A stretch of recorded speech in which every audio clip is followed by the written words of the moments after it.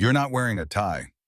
That was the first thing Evelyn Hartman said when she opened the door to her penthouse and found a man standing there with calloused hands, a duffel bag slung over one shoulder, and a little barefoot girl clinging to his side. Pain shot through her hip as she shifted her weight, the surgical incision still angry and raw beneath her silk loungewear. The man blinked slowly, like her words were filtering through molasses.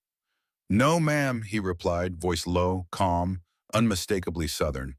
"But I brought a harmonica and a first aid kit. Figured one of them might be useful." She stared, not at the harmonica, which peeked from his chest pocket like some antique badge of sentimentality, not even at the heavy work boots tracking invisible dust onto her marble floor. No, she stared at the child, a tiny girl with auburn curls, bare feet, and wide, unblinking eyes. She held something in her small hand, blue and glinting, a string of beads. "I asked for a butler," Evelyn said flatly, her eyes narrowing. "Not this." The man nodded slowly. "Name's Caleb Monroe. I clean floors, fix things that hum when they shouldn't, and cook a decent stew. This here's Mira. She doesn't say much, but she's better at reading a room than most men I've met in board meetings." "I didn't request a family," Evelyn snapped. Caleb's face didn't change. "I didn't request to be born with a wrench in my hand and a daughter I can't leave alone in an apartment building with mold and thin walls. But here we are." There was silence. Not awkward, not even uncomfortable, just thick. The kind of silence that settles over people when something irreversible has just happened.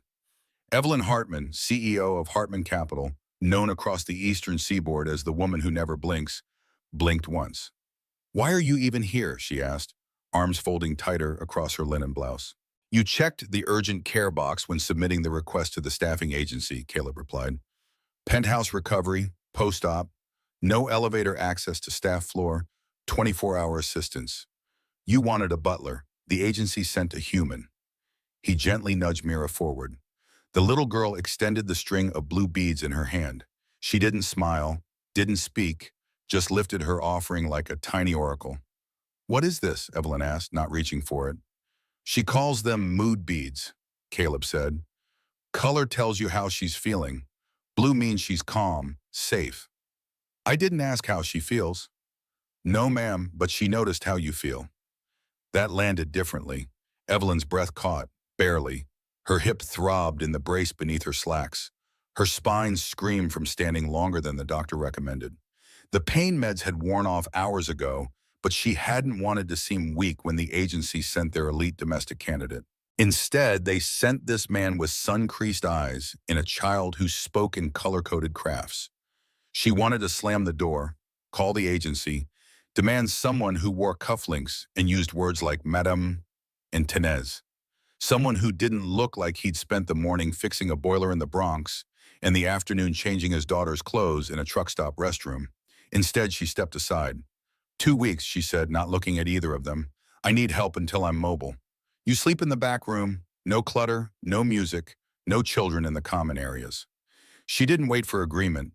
She turned, limping back into the sunlit space with its floor-to-ceiling windows and silence more expensive than most people's mortgages. Caleb followed silently. Mira didn't. She walked to the window, knelt, and began to line up the blue beads on the glass ledge, arranging them like little constellations. The first hour passed with little more than movement and observation. Caleb unpacked silently in the small utility room off the kitchen. He found the laundry chute, the water filter, the faulty cabinet hinge Evelyn had long since stopped noticing. Mira sat in the same spot by the window, rearranging beads like a silent ceremony. Evelyn lay on the long couch trying to focus on a spreadsheet while her pain flared and her jaw tensed from too many unsaid thoughts. "You were supposed to be invisible," she muttered aloud. Caleb, adjusting a crooked lampshade, glanced at her. "I don't do invisible, but I do quiet. That help?" She didn't answer. The penthouse was the crown jewel of Evelyn's empire. 62 floors above Manhattan, it was decorated in whites and creams and glass. A museum to her success, not a home. The walls were hung with expensive art she'd never really looked at. The kitchen gleamed with appliances she rarely used. The piano in the corner was for show, not music. Everything perfect, pristine, and utterly empty. The board meeting that morning had been brutal. 2 weeks of medical leave had already stretched to 3, and Richard Klein, her CFO, had not so subtly suggested a temporary co-CEO arrangement until she was fully back on her feet. The thought made her stomach turn. 14 years building Hartman Capital from the remnants of her father's failing investment firm, and now they thought she was dispensable because her body had betrayed her.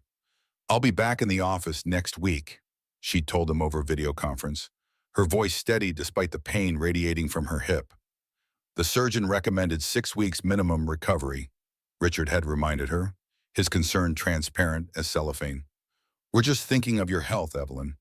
Her health, as if they cared about anything beyond the quarterly projections and the Anderson merger she'd spent 18 months orchestrating. The surgery had been unexpected, a congenital hip defect that had finally given out after years of 16-hour days and 4-inch heels. The timing couldn't have been worse. That night, Evelyn woke with a start. The penthouse was dark, quiet, too quiet. A ripple of pain moved down her leg, sharp and sudden. Her water bottle was empty. She cursed under her breath and reached for the cane. It wasn't there. She bit back a groan, trying to push up from the couch when a shadow appeared. "You all right?" Caleb's voice, low and non-invasive, came from the hallway. "I don't need help," she said, teeth gritted. "You look like you need water. That's not the same." He walked past her, unfazed, opened the fridge, poured water into a glass, and placed it gently on the end table beside her, and then he placed the cane back within reach. "I clean, I cook, and sometimes I make people feel seen when they'd rather be invisible," he said, almost to himself. "I didn't ask for that either." Caleb gave her a small smile, tired but kind. "No, ma'am, but sometimes what we ask for ain't what we need." She couldn't sleep after that. Not because of the pain, not even because of the stranger in her home. It was the girl, the barefoot child, now asleep on a pallet of blankets in the utility room, who haunted her. Evelyn had met dozens of kids at charity galas, shiny, precocious, staged. But this one, this Mira, she'd walked into a cold marble penthouse and left warmth in the window. No words, no demands, just a single string of blue beads in a quiet that didn't ask for permission to exist. The next morning, Evelyn woke up to the smell of cinnamon and coffee. Real coffee, the kind that took time.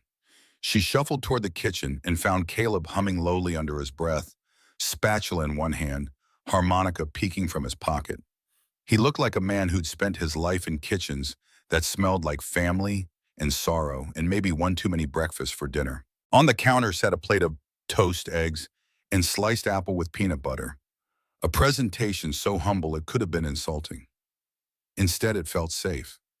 "You made food. I noticed you skipped dinner and the meds say take with food." Evelyn stared at the plate. "Still not wearing a tie," she murmured. Caleb shrugged. Didn't seem like the kind of house that needed one. He turned just as Mira walked in, clutching a new strand of beads. This time they were pale yellow. "What does that mean?" Evelyn asked before she could stop herself. Caleb glanced at the beads, then down at his daughter. He smiled. "Hope." The second morning, Evelyn found herself waking not to her pain, but to the sound of small feet. Not running, not stomping, just padding. Bare, soft, deliberate. She lifted her head to find Mira kneeling by the tall window again, the morning light catching her curls like flame on glass. The girl was threading a new line of beads, greens this time with a single silver one placed right in the center. It wasn't just a craft, it was ritual. There was something reverent about the way she did it, like she was building meaning one bead at a time. Evelyn blinked. Her first instinct was to correct her. Children in tiny pieces didn't belong near $8,000 Persian rugs, but she didn't say anything. Not yet. Instead, she watched how Mira held each bead up to the light before slipping it onto the string. Watched how her fingers worked quickly but carefully. This wasn't a hobby, it was a language.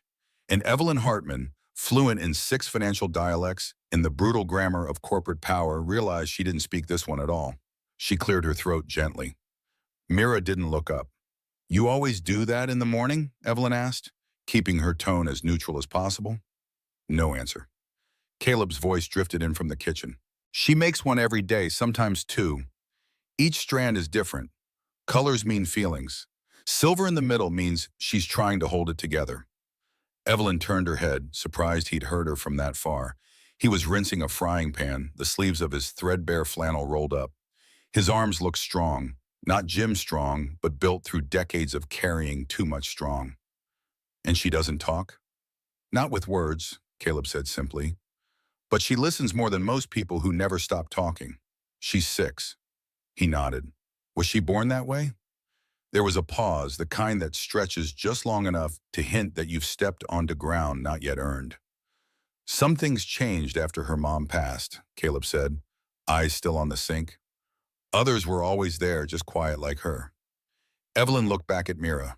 The girl was now tying off the end of the strand with a perfect little knot, then gently hanging the finished piece on the window latch. It joined 3 others, forming a loose arc across the glass like a mood barometer made of color and thread. Where'd she learn that? Evelyn asked. Nowhere, Caleb said. It's just how she copes. Some folks scream, some folks pray. Mira makes beauty out of beads when the world gets too loud. That line hit Evelyn somewhere she didn't expect. Right in the hollow spot beneath her ribs, where lately most things just echoed. Later that day, Evelyn had a follow-up call with the board. She didn't want Caleb in the room, certainly didn't want Mira nearby, but she couldn't exactly ask them to leave the penthouse. Instead, she retreated to her glass-walled study and closed the door, pretending, as she always did, that transparency was the same thing as control. The meeting was a disaster. Markets were sliding. The Anderson deal she thought airtight was leaking at every seam. Someone on the call hinted that the board was considering naming Richard as temporary co-CEO while she recovered. Co-CEO, as if she hadn't built the company brick by brick from her father's shell, as if they hadn't all depended on her judgment for a decade. She ended the call with her lips pressed so tightly together her teeth ached. The moment she opened the door, she nearly collided with Mira, who had been sitting just outside with a new string of beads resting across her knees. They were red, startlingly red, no silver in sight. What does red mean? Evelyn asked before she could stop herself. Mira looked up, those large, owl-like eyes watching her too closely. She says it means the world's a little angry today, Caleb said gently from behind the kitchen island. But that doesn't mean we have to be. Evelyn felt her throat tighten. She hated that. Hated the way this man spoke like he was narrating the inside of a heart. It was dangerous, unprofessional, disarming in ways she didn't have charts for. I'm not angry, she muttered, heading for the wine fridge. No, ma'am, Caleb said without looking at her. Just disappointed. That's a different kind of red. The days settled into an uneasy rhythm. Evelyn worked from her home office, conducting business through video calls and endless emails. The pain in her hip improved marginally, but her patience grew thinner by the hour. Caleb moved through the penthouse like a shadow with substance, fixing, cleaning, cooking meals that were simple but somehow exactly what her body needed. Mira continued her silent ritual at the window each morning, adding new strands of beads to her growing display. Evelyn found herself watching the child when she thought no one would notice, studying the deliberate way her small fingers selected colors, arranged patterns, created meaning without words. On the 5th day, disaster struck. The Anderson merger, 18 months of meticulous planning, collapsed in a single afternoon. The other company had received a better offer, and Richard hadn't fought hard enough to counter it. Evelyn was in the middle of a blistering conference call when her laptop battery died. The charger was in her bedroom. She slammed her palm against the desk in frustration, then tried to stand too quickly. Pain shot through her hip like lightning, and she crumpled back into her chair with a gasp. Let me, Caleb said from the doorway. She hadn't even heard him approach. Before she could protest, he'd retrieved the charger, set up her computer, and placed a glass of water and her medication beside it. He didn't comment on the tears of pain and frustration that had gathered in the corners of her eyes. He simply nodded once and withdrew. An hour later, the call finally over, Evelyn emerged from her office to find her desk had been completely reorganized. Her documents were arranged in logical stacks. Her calendar had been printed and color-coded with her medication schedule. A fresh pot of coffee sat within reach, along with a plate of protein-rich snacks. You did this? She asked, finding Caleb repairing a drawer in the kitchen. Seemed like you needed your command center back in working order, he said without looking up. I noticed you kept reaching for things that weren't where you expected.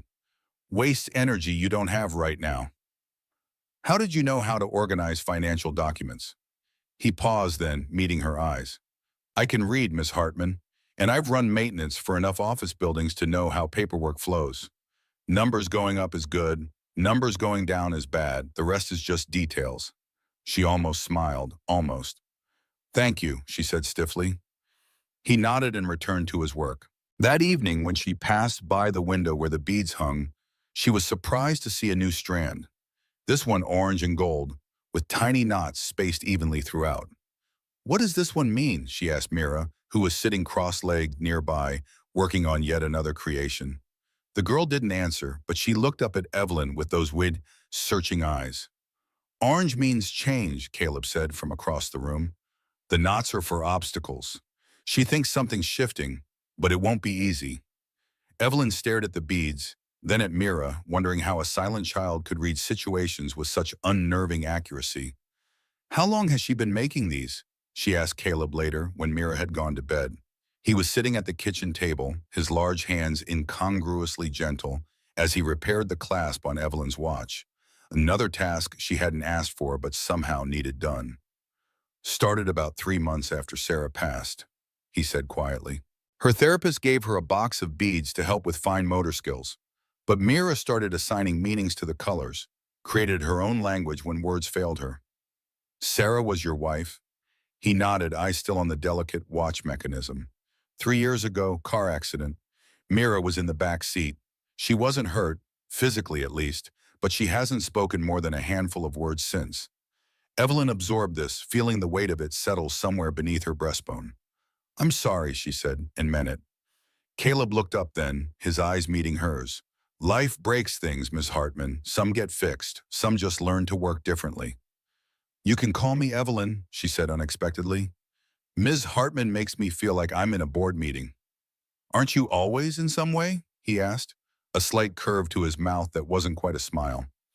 She didn't answer that. Instead, she asked, why a harmonica? You never play it. His hand stilled. It belonged to my grandfather. He played every night on the porch after dinner, said it was the only way to put the day to rest properly. He paused. I play sometimes, when Mira can't sleep, or when I can't. And what does it sound like then, when you can't sleep? Like remembering something you're afraid to forget. That night, lying awake with her hip throbbing despite the medication, Evelyn heard it, the soft, melancholy notes of the harmonica drifting from the back room. It wasn't loud, wasn't intrusive, just a gentle current of sound that seemed to carry memories she couldn't identify. It made her think of roads not taken, of doors left unopened, of all the places inside herself she'd sealed off in the pursuit of success. She fell asleep to that sound, and for the first time since her surgery, her dreams weren't filled with falling stock prices and boardroom coups. The next morning, she woke to find a neat stack of papers on her bedside table, printouts of the latest analyses on the Anderson deal collapse, with key points highlighted and potential recovery strategies noted in the margins. The handwriting was clear, precise, nothing like what she'd expect from a maintenance man. Did you do this? She asked Caleb when she found him making breakfast. You were talking in your sleep about market indicators and leverage positions, he said, flipping a perfectly golden pancake. Figured it might help to have the facts organized when you woke up. Where did you get this information? Your laptop was open. The passcode was on a sticky note underneath. He glanced at her. Probably not the best security practice for a financial executive. You understand market analysis? He shrugged. I understand patterns. Markets are just people in fancy clothes, making decisions based on fear or greed. The rest is window dressing. Evelyn sat down, wincing slightly as her hip protested. Who are you, Caleb Monroe? Just a man who fixes things that other people don't notice are broken, he said, sliding a plate in front of her. Eat. Your medication works better with protein. Later that day, Evelyn had to go downstairs for a package delivery. The elevator opened to the lobby, where the building manager, Marcus Wells, was speaking with a group of well-dressed residents. Caleb was already there, Mira at his side, returning from an errand. Sir, I'm going to have to ask you to take the service elevator, Marcus said, his voice carrying across the marble expanse. Caleb turned, holding a bag of groceries in one hand and Mira's small fingers in the other. His boots had barely cleared the lobby floor when Marcus stepped in front of him like a traffic cone with a superiority complex. "The service elevator's out," Caleb said evenly. "Maintenance guy said it wouldn't be fixed until Friday." The man's expression tightened. "Even so, the main lobby is for residents and approved guests. Miss Hartman's temporary arrangement doesn't change building policy." Mira squeezed Caleb's hand. She didn't cry. She never did. But her grip spoke volumes. Caleb glanced down at her, then back up at the manager. "She's recovering from surgery," he said. "That makes me approved. And this one," he nudged his chin toward Mira, "is quieter than any CEO's Pomeranian I've had to dodge on this marble." A few residents lingered nearby, pretending to be on their phones, their ears clearly tuned in. One woman smirked, another scoffed. "I'm not going to argue," the manager said, lowering his voice. "But I think you understand what I'm saying." "I do," Caleb replied, voice steady. "You're saying that no matter what job I do or how quietly my daughter walks, we don't look like we belong here." The words landed with quiet force. The manager didn't reply. Caleb didn't push. He just turned and walked toward the elevator with the same steady stride that had carried him through worse. But what he didn't see, what he couldn't, was Evelyn Hartman standing in the far corner of the mezzanine above. She had seen everything, and she said nothing. That night, Evelyn sat at the edge of her bed, one hand on the clear bead Mira had given her days before. It was smooth, cool, weightless, but tonight it felt heavier than usual. She thought about all the boardrooms she'd commanded, all the conferences where people whispered about her shoes, her face, her status. She'd built herself into an empire no one could touch. But she hadn't said a word when a man and his daughter were treated like shadows in a building she owned the lease to. "I am no one's savior," she told herself. Still, she couldn't sleep. The next morning, Caleb was already packing, 2 duffel bags at the door. The harmonica was gone from the counter. Mira wasn't stringing beads. She was sitting silently beside the couch, arms wrapped around her knees. "You're leaving?" Evelyn asked, trying to keep her tone neutral. Caleb didn't look up. "You brought us into your home, Miss Hartman. You've been generous, but we're not a good fit here, and I think we both knew it from the start." Evelyn took a step forward. "You don't get to decide that on your own." Caleb paused. "Don't I?" He turned slowly, finally meeting her gaze. "I'm a janitor. I fix things. I sweep floors. I don't fit in places where people whisper when I walk through the lobby." "That's not what I want to say, but it is what happened." Evelyn clenched her jaw. "I can fix it." Caleb gave her a look that was more sad than angry. "You shouldn't have to fix it. It shouldn't be broken in the first place." His voice wasn't raised. It was calm, steady, the kind that hits harder than shouting ever could. "You think I didn't notice?" he continued. "When you stood there yesterday and watched them talk down to us like we were smudge on the marble." Evelyn said nothing. "Look," he said softer now, "you've got a good heart. You really do. But hearts don't change people's minds. Not always. And I can't let Mira grow up thinking that being quiet means being invisible." He turned back to his bag. That's when Mira stood up. She walked past both of them, opened the drawer near the window, and pulled out a fresh string of beads. She walked to Evelyn, held it out, yellow with a single white bead in the center. "She made that this morning," Caleb murmured. "Yellow means she's trying to be brave. White in the middle means she's not sure who to trust yet." Evelyn knelt slowly, pain flaring through her hip. She took the beads with trembling fingers. "I should have said something," she whispered. Mira didn't reply, but her small hand reached out and touched Evelyn's arm. "Just once." And then she walked back to the window and resumed her beadwork, as if saying, "This isn't over, but it's not ruined either." Later that day, Evelyn made a call, a personal one, to the building management company. She used no titles, no threats, only this. "His name is Caleb Monroe. His daughter's name is Mira. They are my guests. And if I ever hear that they were treated as anything less again, I will terminate every contract this building is built on. Do you understand me?" There was silence on the other end, then an immediate, trembling yes. She didn't hang up. She ended the call. And for the first time in a long time, Evelyn Hartman felt like something in her spine had reawakened. That evening, she came home with a paper bag tucked under her arm. No assistant, no briefcase, just her. Caleb was in the kitchen washing dishes. Mira was humming, soft, tuneless, but beautiful in the hallway. Evelyn set the bag down. "Dinner," she said. Caleb turned, eyebrow raised. "I Uber Eats, but I pick with intention." She pulled out 2 cartons of chicken pot pie and 1 tiny cup of lemon sorbet.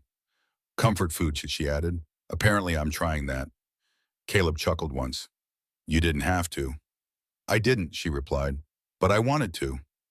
There was a beat of silence. Then she added, "And I called the management." Caleb stopped drying the plate in his hand. Evelyn looked him in the eye. "You were right. I should have said something." "So I did." He looked at her for a long time, then nodded once. "Thank you," he said. Evelyn nodded back. "Don't thank me. Just stay. Both of you. Please." That night, Mira hung a new strand on the window. Blue beads, 2 white ones in the middle, and 1 silver. Evelyn looked at Caleb. "What's that one say?" He smiled softly. "She feels safe, curious, and watched over."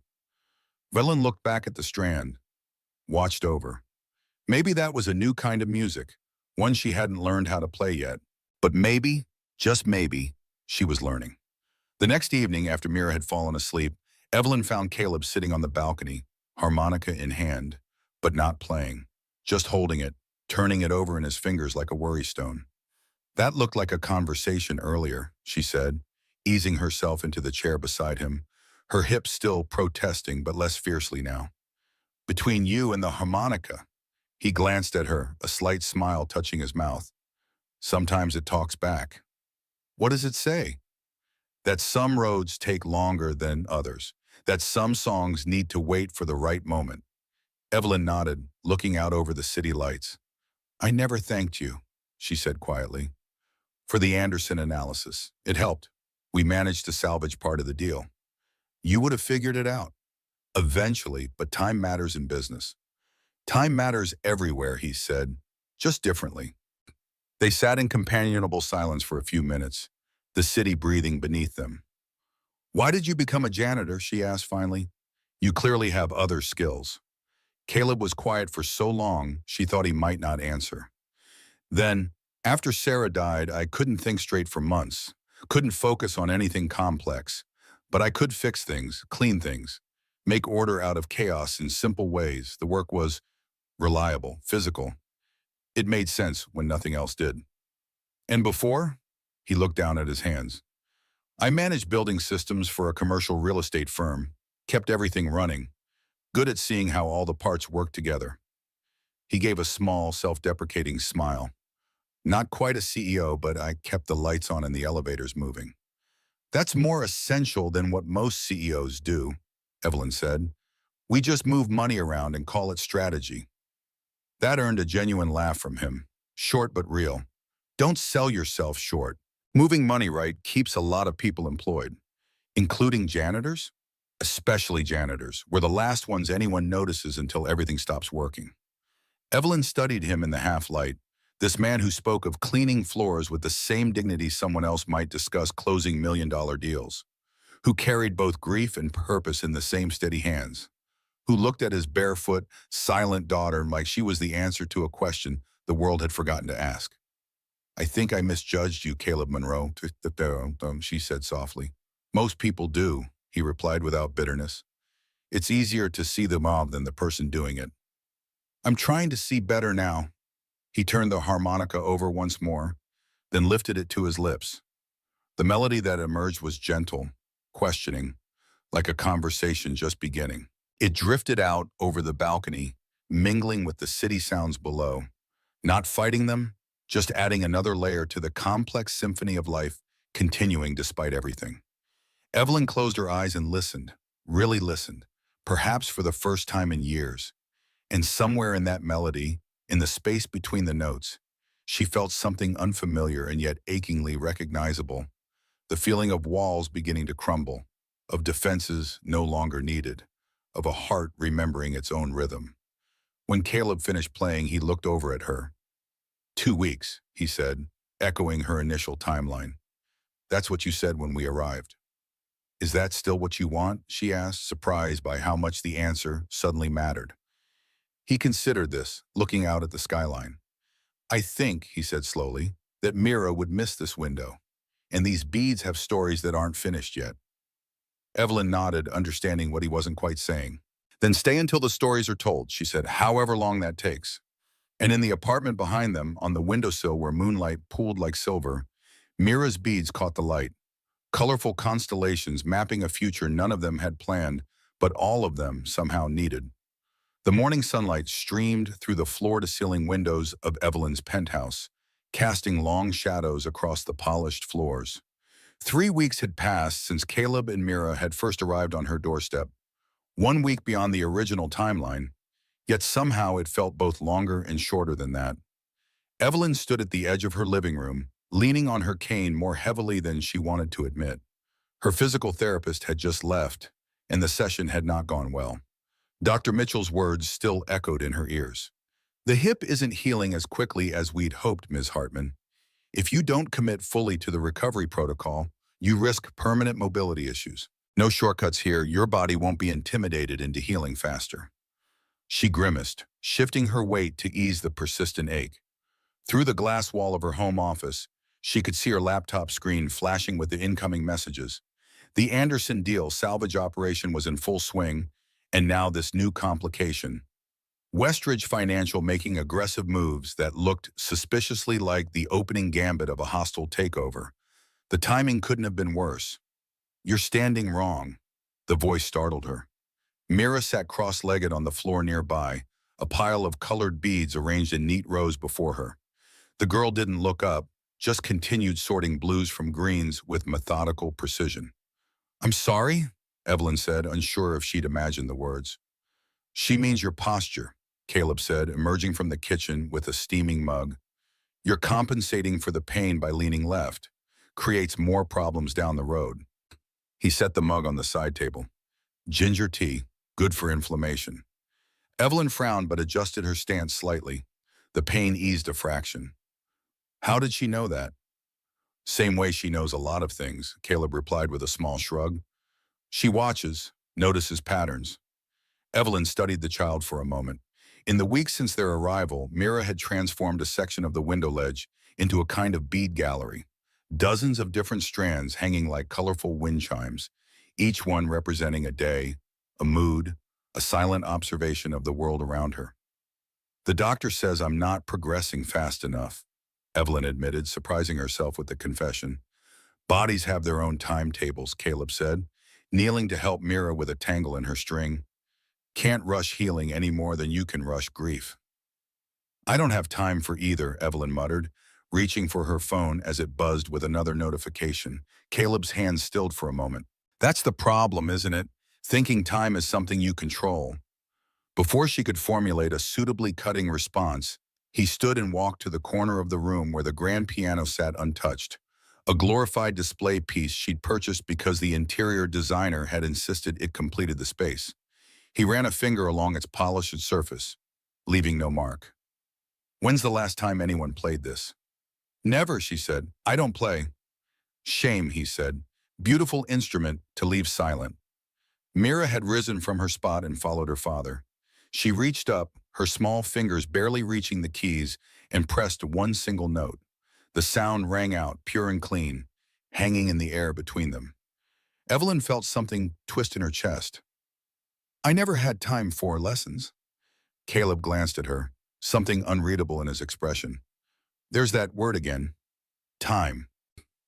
Later that afternoon, Evelyn sat at her desk, surrounded by spreadsheets and market analyses. The Westridge situation was worse than she'd initially thought. They were making a concentrated effort to acquire shares through shell companies, clearly positioning for a takeover bid. She needed to be in the office, needed to rally her team, needed to show strength.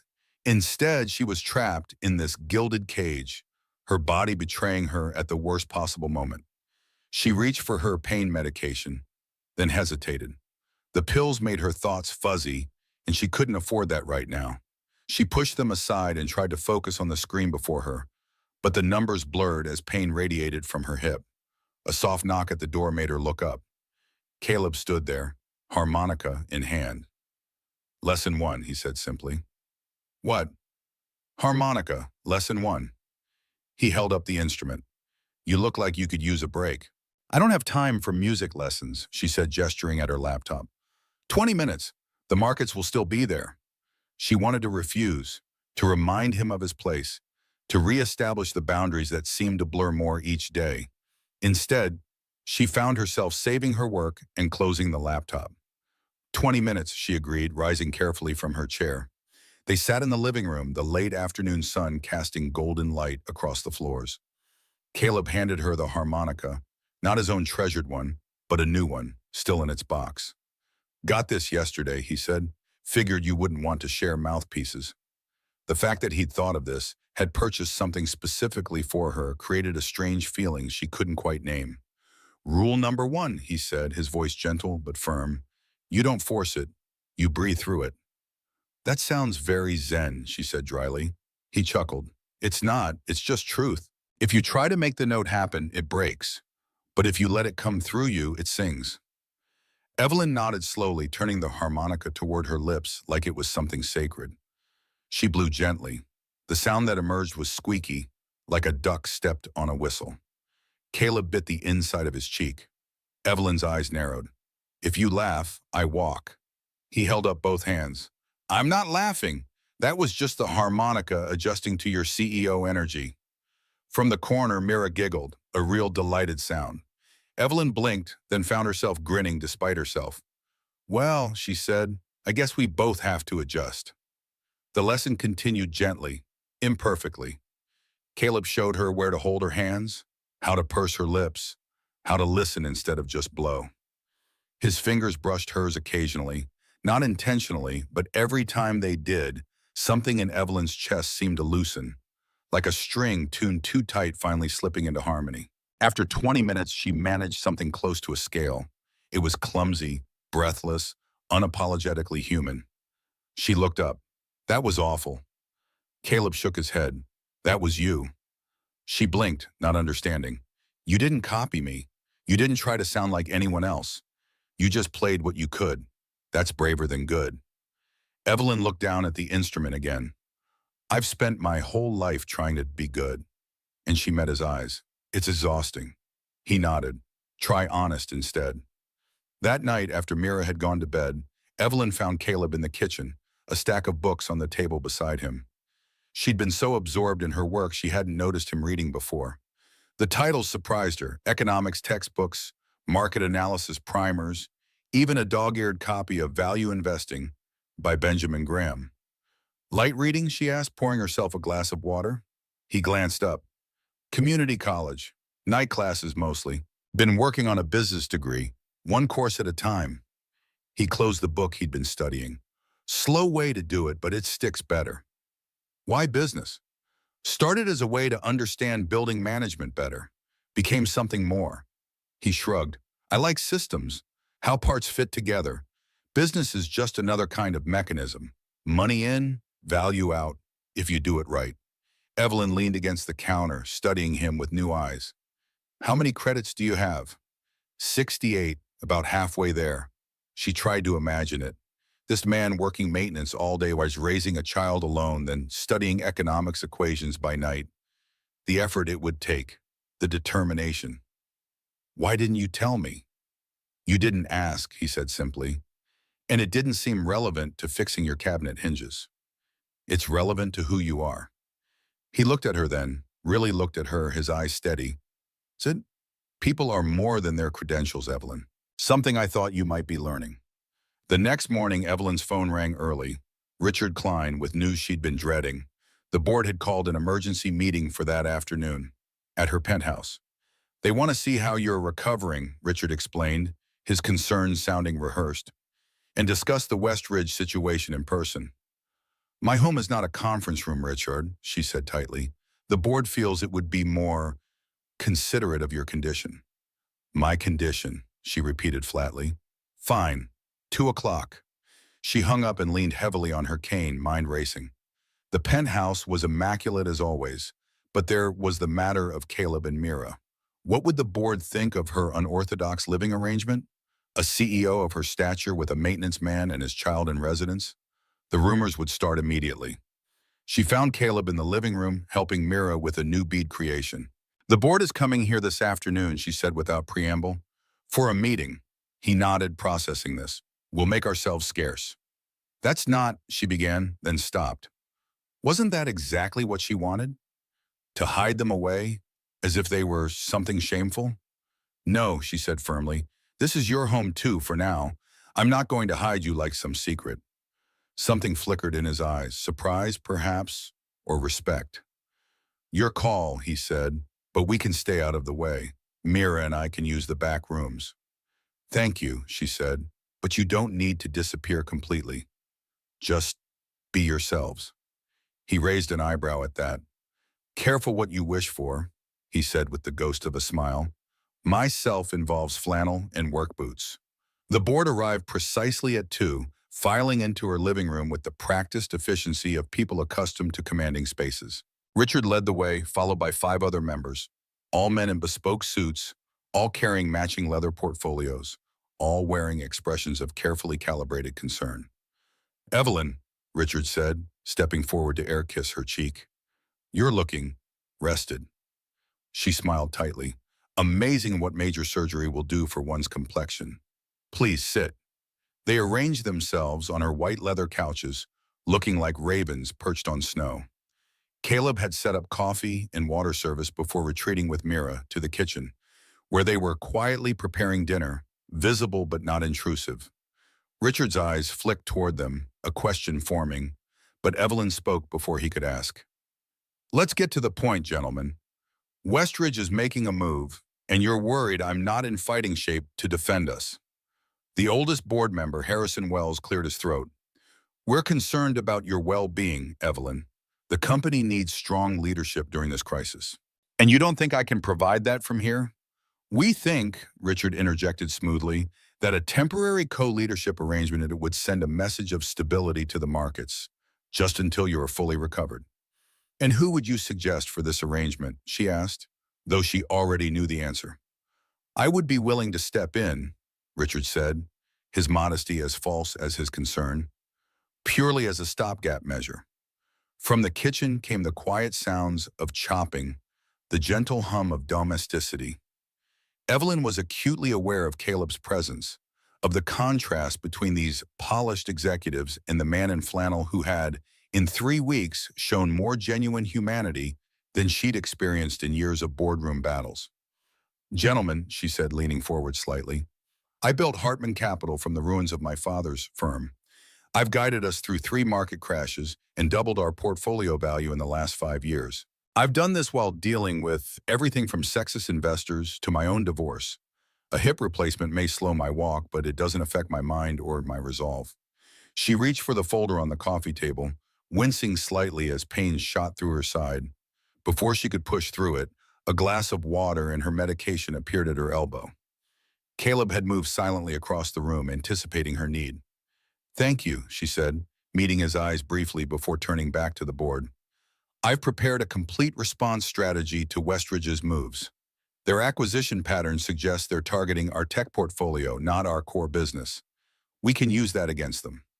As she outlined her plan, she noticed the board members' eyes occasionally drifting to Caleb, who had returned to the kitchen and was now showing Mira how to properly dice vegetables. The domestic scene seemed to disconcert them more than her strategy points. When she finished her presentation, there was a moment of silence before Harrison spoke again. "This is quite comprehensive, Evelyn, but we must consider appearances. Shareholders might question your focus if they knew about your unusual household arrangements." The temperature in the room seemed to drop 10 degrees. Evelyn set down her papers with deliberate care. "My household arrangements," she repeated, her voice dangerously calm. "Are you referring to my recovery care?" Richard shifted uncomfortably. "It's just that, well, it's unconventional, a man and his daughter living in your home. Mr. Monroe is an experienced caregiver who has been instrumental in my recovery," she said, each word precise as a surgeon's cut. "His daughter is a remarkable child who has turned this sterile penthouse into something approaching a home. If any shareholders have concerns about my living arrangements, they are welcome to review our latest performance reports instead." From the corner of her eye, she saw Caleb pause in his cooking, his head tilted slightly as if listening more intently. Now, Panel, she continued, if we've addressed your concerns about my leadership capacity, perhaps we can focus on actual business matters rather than domestic ones. The meeting concluded 30 minutes later, with the board reluctantly agreeing to follow her Westridge counter-strategy. As they filed out, Richard lingered behind. This isn't like you, Evelyn, he said quietly. You've always understood the importance of appearances. Perhaps I'm learning there are more important things, Richard. He glanced toward the kitchen, where Caleb was now helping Mira set the table. Like playing house with the help, this isn't you. You don't know me, she said, the realization striking her with sudden clarity. You never have. None of you do. After he left, she stood at the window for a long time, watching the city lights emerge as dusk settled over Manhattan. She felt Caleb's presence before he spoke. You didn't have to defend us, he said quietly. I wasn't defending you, she replied. I was defending myself, my right to choose who belongs in my life. He was silent for a moment. Thank you anyway. She turned to face him. You heard what Richard said. About playing house with the help? He gave a small, wry smile. Not the worst thing I've been called. It's not right. The world's full of not right, Evelyn. What matters is what you do with it. She studied him in the fading light. This man who read economics textbooks at night and diced vegetables with the precision of a chef, who played melancholy harmonica to his silent daughter and spoke truths as simply as others spoke pleasantries. The board thinks I'm losing my edge, she said. Maybe they're right. Or maybe you're finding something else instead. Before she could ask what he meant, the elevator chimed. Evelyn frowned. She wasn't expecting anyone else. The doors slid open to reveal a tall, impeccably dressed man with silver temples and a smile that didn't reach his eyes. Surprise, he said, stepping into the penthouse like he still owned part of it. I heard you were under the weather. James, Evelyn said, her voice cooling several degrees. What an unexpected visit. When Richard told me about your surgery, I thought I should check on my ex-wife, James Hartman said, his eyes scanning the room before landing on Caleb. Though I see you're already being attended to. Caleb straightened slightly but said nothing, his expression carefully neutral. James, this is Caleb Monroe, my recovery assistant, Evelyn said, the formality feeling strange after weeks of growing familiarity. Caleb, my ex-husband, James Hartman. James barely acknowledged the introduction. Recovery assistant? Is that what they're calling it now? James, Evelyn said sharply, why are you really here? He moved to the bar, helping himself to her best scotch without asking. The board is concerned, Evelyn. They reached out to me as a major shareholder. Westridge is making serious moves, and they're worried you're distracted. So Richard sent you to what? Check up on me? Report back? James shrugged elegantly. I still own 15% of Hartman Capital. It's in my interest to ensure the company is in steady hands. My hands are perfectly steady, she said coldly. As is my mind. The board has approved my counter-strategy. After some convincing, I hear. He sipped his scotch, his eyes drifting to the window ledge where Mira's bead creations hung like colorful sentinels. Interesting decor choice. Going for a bohemian vibe in your old age? Those are my daughters. The quiet voice made them both turn. Caleb stood at the edge of the kitchen, Mira half hidden behind his legs. Your daughter, James repeated, looking between them with calculated interest. How charming. Evelyn could see the assessment in his eyes, the same cold calculation he'd applied to companies he wanted to acquire and dismantle. She stepped forward, placing herself between James and Caleb. I think you should leave, James. I have a dinner engagement. He raised an eyebrow. Family meal with the staff? You really have changed. For the better, she said firmly. Thank you for your concern, but it's unnecessary. I'm handling Westridge and my recovery quite well. James finished his scotch and set the glass down with a deliberate click. The board may disagree. There's talk of an emergency shareholder meeting next week. Let them talk. I'll be ready. After he left, the penthouse felt suddenly too quiet, too tense. Evelyn realized her hands were shaking slightly. You okay? Caleb asked softly. Fine, she said automatically, then amended. No, not really. She sank onto the couch, suddenly exhausted. That was James at his most manipulative. He doesn't care about the company. He just wants leverage. Caleb nodded. I recognize the type. Seen it in building owners who view people as assets to be managed. He was watching you, she said, assessing. I noticed. Not his usual type, am I? Despite everything, Evelyn smiled. Not remotely. Mira had emerged from behind her father and was now standing in front of Evelyn, a strand of deep purple beads in her small hands. She held them out solemnly. What does purple mean? Evelyn asked, taking them gently. Protection, Caleb translated as Mira made a sweeping gesture with her hands. She's saying some people have sharp edges that cut without touching. Evelyn looked at the child in wonder. How does she understand so much without words? Some things you see clearer when you are not distracted by talk, Caleb said. Dinner's ready? Dinner's ready, by the way. Nothing fancy, just chicken and vegetables. Sounds perfect, Evelyn said, and meant it. That night, after Mira had gone to bed, Evelyn found herself telling Caleb about her childhood, about a father who measured love in achievements and a mother who treated emotions like inconvenient accessories to be stored away when not in fashion. I was 12 when I won my first math competition, she said, sitting beside him on the balcony, the city spread before them like a carpet of stars. My father's only comment was that second place next time would be a failure now that I'd set a standard. Tough way to grow up, Caleb observed. It made me successful. At what cost? She considered this, rolling the stem of her wine glass between her fingers. I never really thought about it that way. Success was the point, not the price. Sarah, my wife, she used to say that success is what other people call the thing you love doing well. If you don't love it, it's just labor with a fancier office. Did you love building management? She asked. I love solving problems, making systems work better, seeing how all the pieces fit together. He smiled faintly. The title and paycheck were just nice side effects. And now, do you love being a janitor? He considered this. I love the honesty of it. Things are broken or they're fixed. Spaces are clean or they're not. No politics, no pretending. After Sarah died, I needed that simplicity. I've never had anything that simple, Evelyn admitted. Everything in my world is complex, layered with agendas and implications. Maybe that's why you can't play the harmonica yet, he said, that small smile returning. You're thinking in complex when it needs simple. The next day brought a fierce summer storm. Rain lashed against the windows, and thunder rolled across the sky like artillery fire. Evelyn was on a conference call in her office when the power flickered, then stabilized.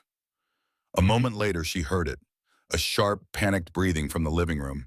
She excused herself from the call and moved as quickly as her hip would allow to find Mira curled into a tight ball beneath the window, hands over her ears, rocking slightly. The beads she'd been working with were scattered across the floor, a chaotic rainbow against the white marble. Caleb had gone out for groceries, insisting on braving the storm rather than paying the delivery surcharge. Evelyn stood frozen for a moment, uncertain what to do.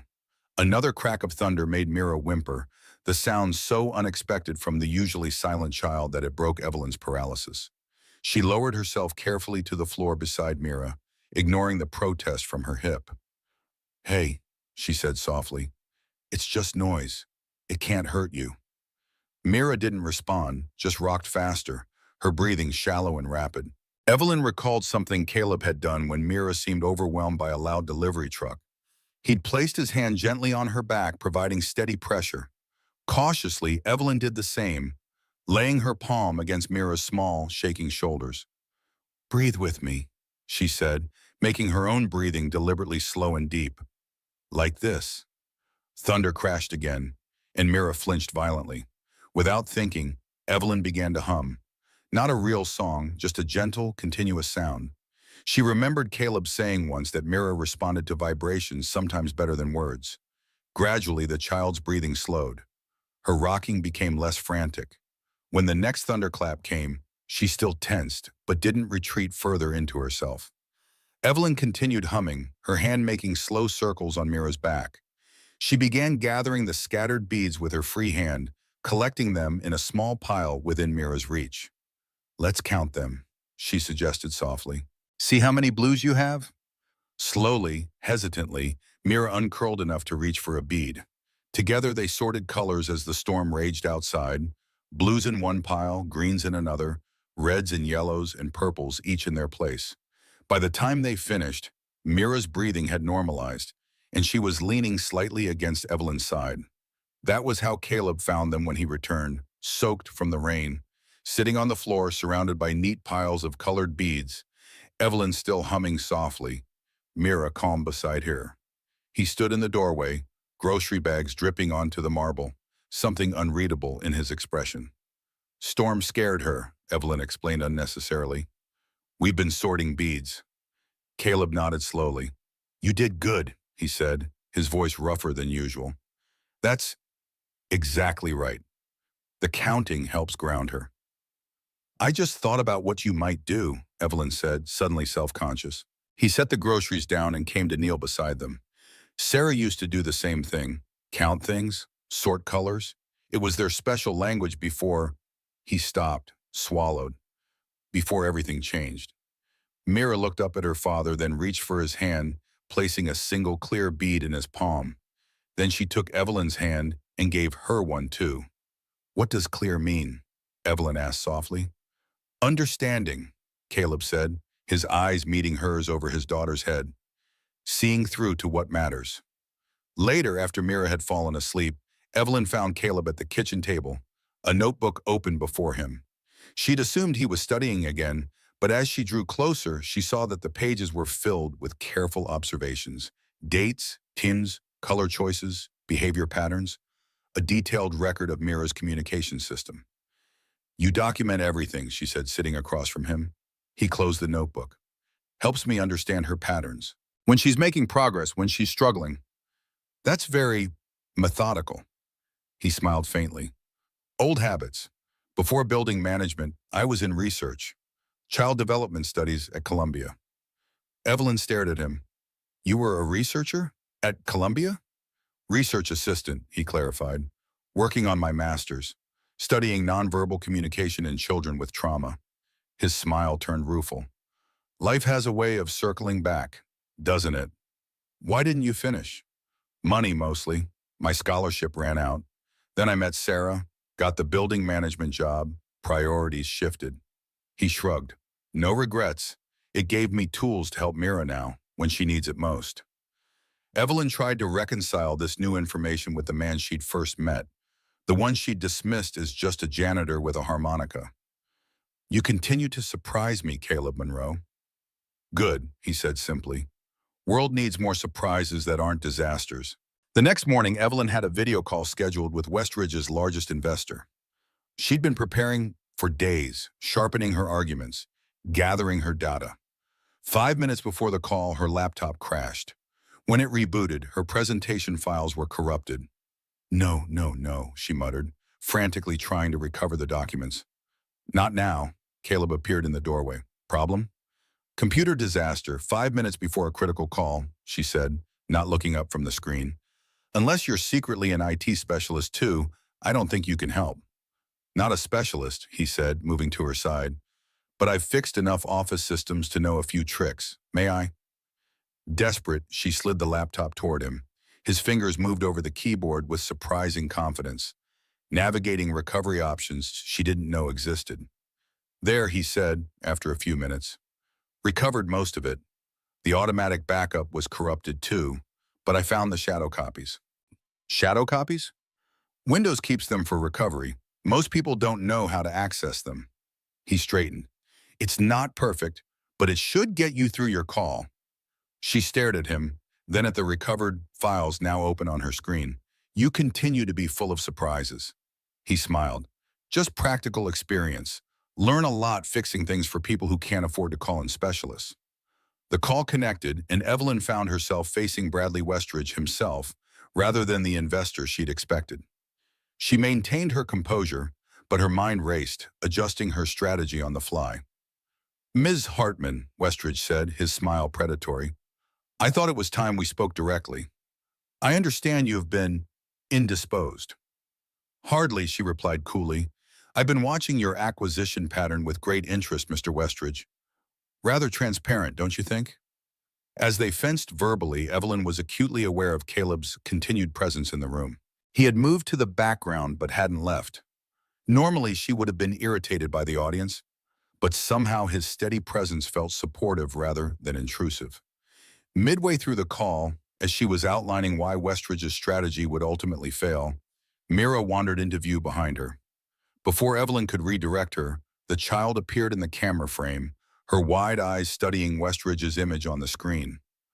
"I apologize for the interruption," Evelyn said smoothly, expecting Mira to retreat as she usually did around strangers. Instead, the girl reached forward and placed a red bead on Evelyn's desk, directly in view of the camera. "What's that?" Westridge asked, momentarily thrown off his practiced script. Evelyn had a split-second decision to make: apologize and move on, or acknowledge Mira's presence. She chose the latter. "This is Mira," she said, surprising herself. "She communicates through a color system she developed. Red means she senses something concerning." "Concerning," Westridge repeated, his composure slipping slightly. "Children often perceive things adults miss," Evelyn continued, a new idea forming. "Like when someone's presenting one strategy while pursuing another." She picked up the bead, holding it where Westridge could see it clearly. "Mira's very intuitive about people's intentions. It's quite remarkable." Westridge's expression shifted subtly, confusion, then recalculation. "Fascinating," he said, not sounding fascinated at all. "I wasn't aware you had a family situation." "There are many things you don't know about me, Mr. Westridge, including how far I'll go to protect what matters." The rest of the call took an unexpected turn. Westridge, thrown off his game by the child's silent presence and Evelyn's calm acknowledgement of it, revealed more of his strategy than he likely intended. By the end, Evelyn had what she needed: confirmation of his true targets within her company. When the call ended, she sat back, processing what had just happened. Caleb approached, Mira at his side. "That was unexpected," he said. "Which part?" "All of it, especially you introducing Mira instead of shooing her away." Evelyn looked at the child, who was now carefully arranging 3 beads on the desk, red, yellow, and green in a row, like a tiny traffic light. "It felt right," she said simply. "She saw something in him that I was trying to prove. Why not acknowledge it? Because 3 weeks ago you would have considered it unprofessional. 3 weeks ago I was a different person." Her phone buzzed, a message from Thomas Grayson, Westridge's largest investor, requesting a private meeting. "Curious. Something good?" Caleb asked, noting her expression. "Potentially, Westridge's key investor wants to meet." She showed him the message.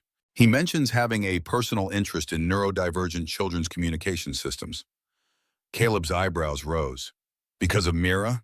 "Apparently he has a son on the autism spectrum. He was impressed by my innovative approach to working with nonverbal communication." She shook her head, bemused.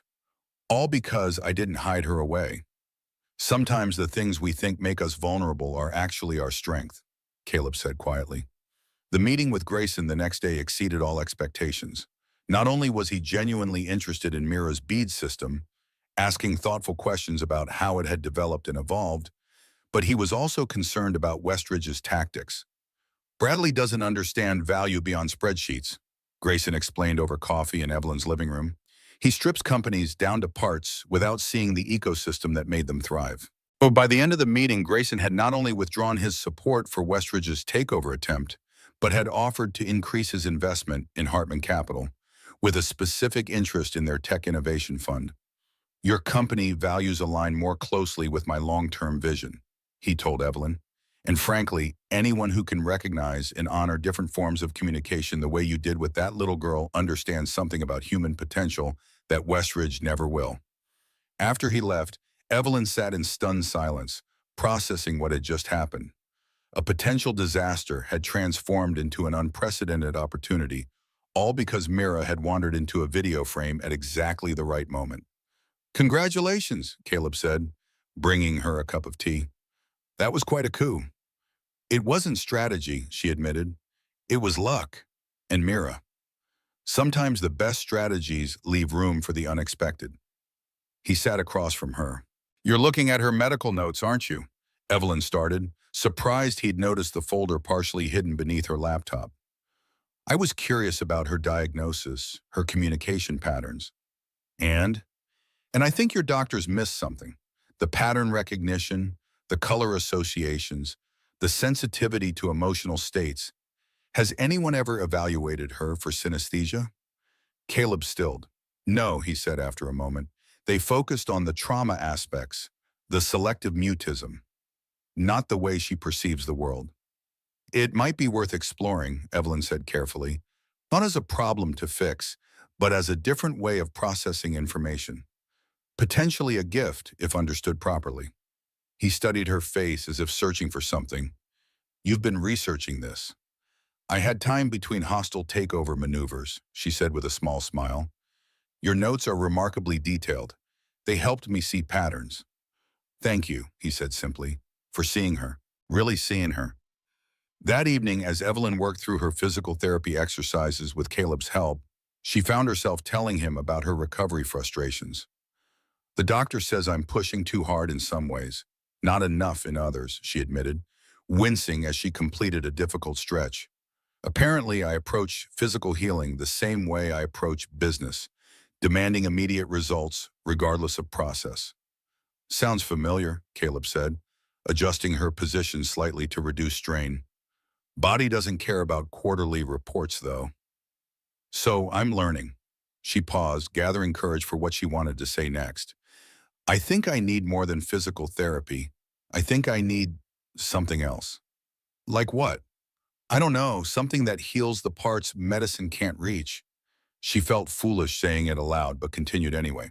Watching Mira with her beads, seeing how she processes emotions through color and pattern, it made me realize I don't have any equivalent. No way to process feelings except to ignore them or power through them. Caleb considered this, his expression thoughtful. Healing isn't just about fixing what's broken, he said finally. Sometimes it's about learning to work differently with what remains. Is that what you did after Sarah? He nodded slowly. Had to, for Mira's sake, but for mine too. Grief doesn't go away. You just build a life that has space for it. Evelyn thought about her own carefully constructed life, efficient, profitable, and utterly devoid of space for anything messy or unplanned. Until now. I want to try something, she said suddenly. The piano. Would you mind if I tried playing it? If he was surprised by the request, he didn't show it. It's your piano. But I don't know how. Neither do I, he said with a small smile. We can be bad at it together. And so, as the evening settled around them, Evelyn Hartman sat at a piano she'd bought for show, pressing keys without knowledge but with genuine curiosity. Caleb sat beside her, occasionally suggesting combinations that sounded less jarring. Mira joined them, placing colored beads on the music stand, a visual score to accompany their auditory explorations. It wasn't music, not really, but it was honest. And as Evelyn watched Mira arrange a green bead in the center of her newest creation, she thought perhaps that was healing too, creating space for new patterns, new languages, new ways of being in a world that had always demanded she be only one thing: perfect. Green means growth, Caleb said softly, following her gaze to his daughter's handiwork. She hasn't used that color much before. Is that good? It's necessary, he replied, for all of us. And in the quiet of that moment, with pain still radiating from her hip, but a different kind of healing beginning in places X-rays couldn't see, Evelyn felt something she hadn't experienced in longer than she could remember. The simple peace of being exactly where she needed to be, with exactly who she needed to be with, doing exactly what mattered most. Not perfect, not successful by any metric she'd previously valued. Just present, just real, just healing. The soft morning light filtered through the penthouse windows, casting long shadows across the polished floors. It had been 2 months since Caleb and Mira had first appeared at Evelyn's door, the initial 2-week arrangement extending into something none of them had planned for or expected. The bead display on the windowsill had grown into an intricate installation, colors and patterns telling the silent story of their evolving connection. Evelyn stood in the kitchen, coffee in hand, watching Caleb prepare breakfast with the quiet efficiency that characterized everything he did. Her hip had healed significantly, She no longer needed the cane for short distances, though the doctor cautioned she still had weeks of recovery ahead. The physical therapy was working, albeit slower than her impatient nature preferred. "You're staring," Caleb said without turning around, somehow sensing her gaze. "Observing," she corrected. "There's a difference." He glanced over his shoulder with the hint of a smile. "And what are you observing?" She considered the question. What was she seeing, really? A man in worn flannel who moved through her kitchen with more belonging than she herself had ever felt in this space? A father whose gentle strength had rebuilt a world for his silent daughter? Or something else entirely? Something she wasn't quite ready to name. "Efficiency," she said finally, "that you never waste a movement. Time is the one thing you can't earn back," he replied, sliding perfectly golden toast onto a plate. "Learned that lesson the hard way." Their comfortable morning routine was interrupted by Caleb's phone ringing, an unusual occurrence. He wiped his hands and answered, his expression shifting subtly as he listened. "I see," he said after a moment. "When would you need an answer?" Another pause. "I understand. Thank you for the opportunity. I'll consider it." When he hung up, Evelyn raised an eyebrow in silent question. "Job offer," he said, returning to the stove. "The Brookfield Academy for Exceptional Children in Portland. They're looking for a specialized counselor for nonverbal students." Something cold settled in Evelyn's stomach. "Portland, Oregon?" He nodded. "They found me through an old colleague from my research days. Apparently, someone shared my documentation methods for Mira's communication system in an academic forum. They were impressed." "That's a significant opportunity," Evelyn said carefully, struggling to keep her tone neutral. "When would it start?" 3 weeks. They need someone for the fall semester."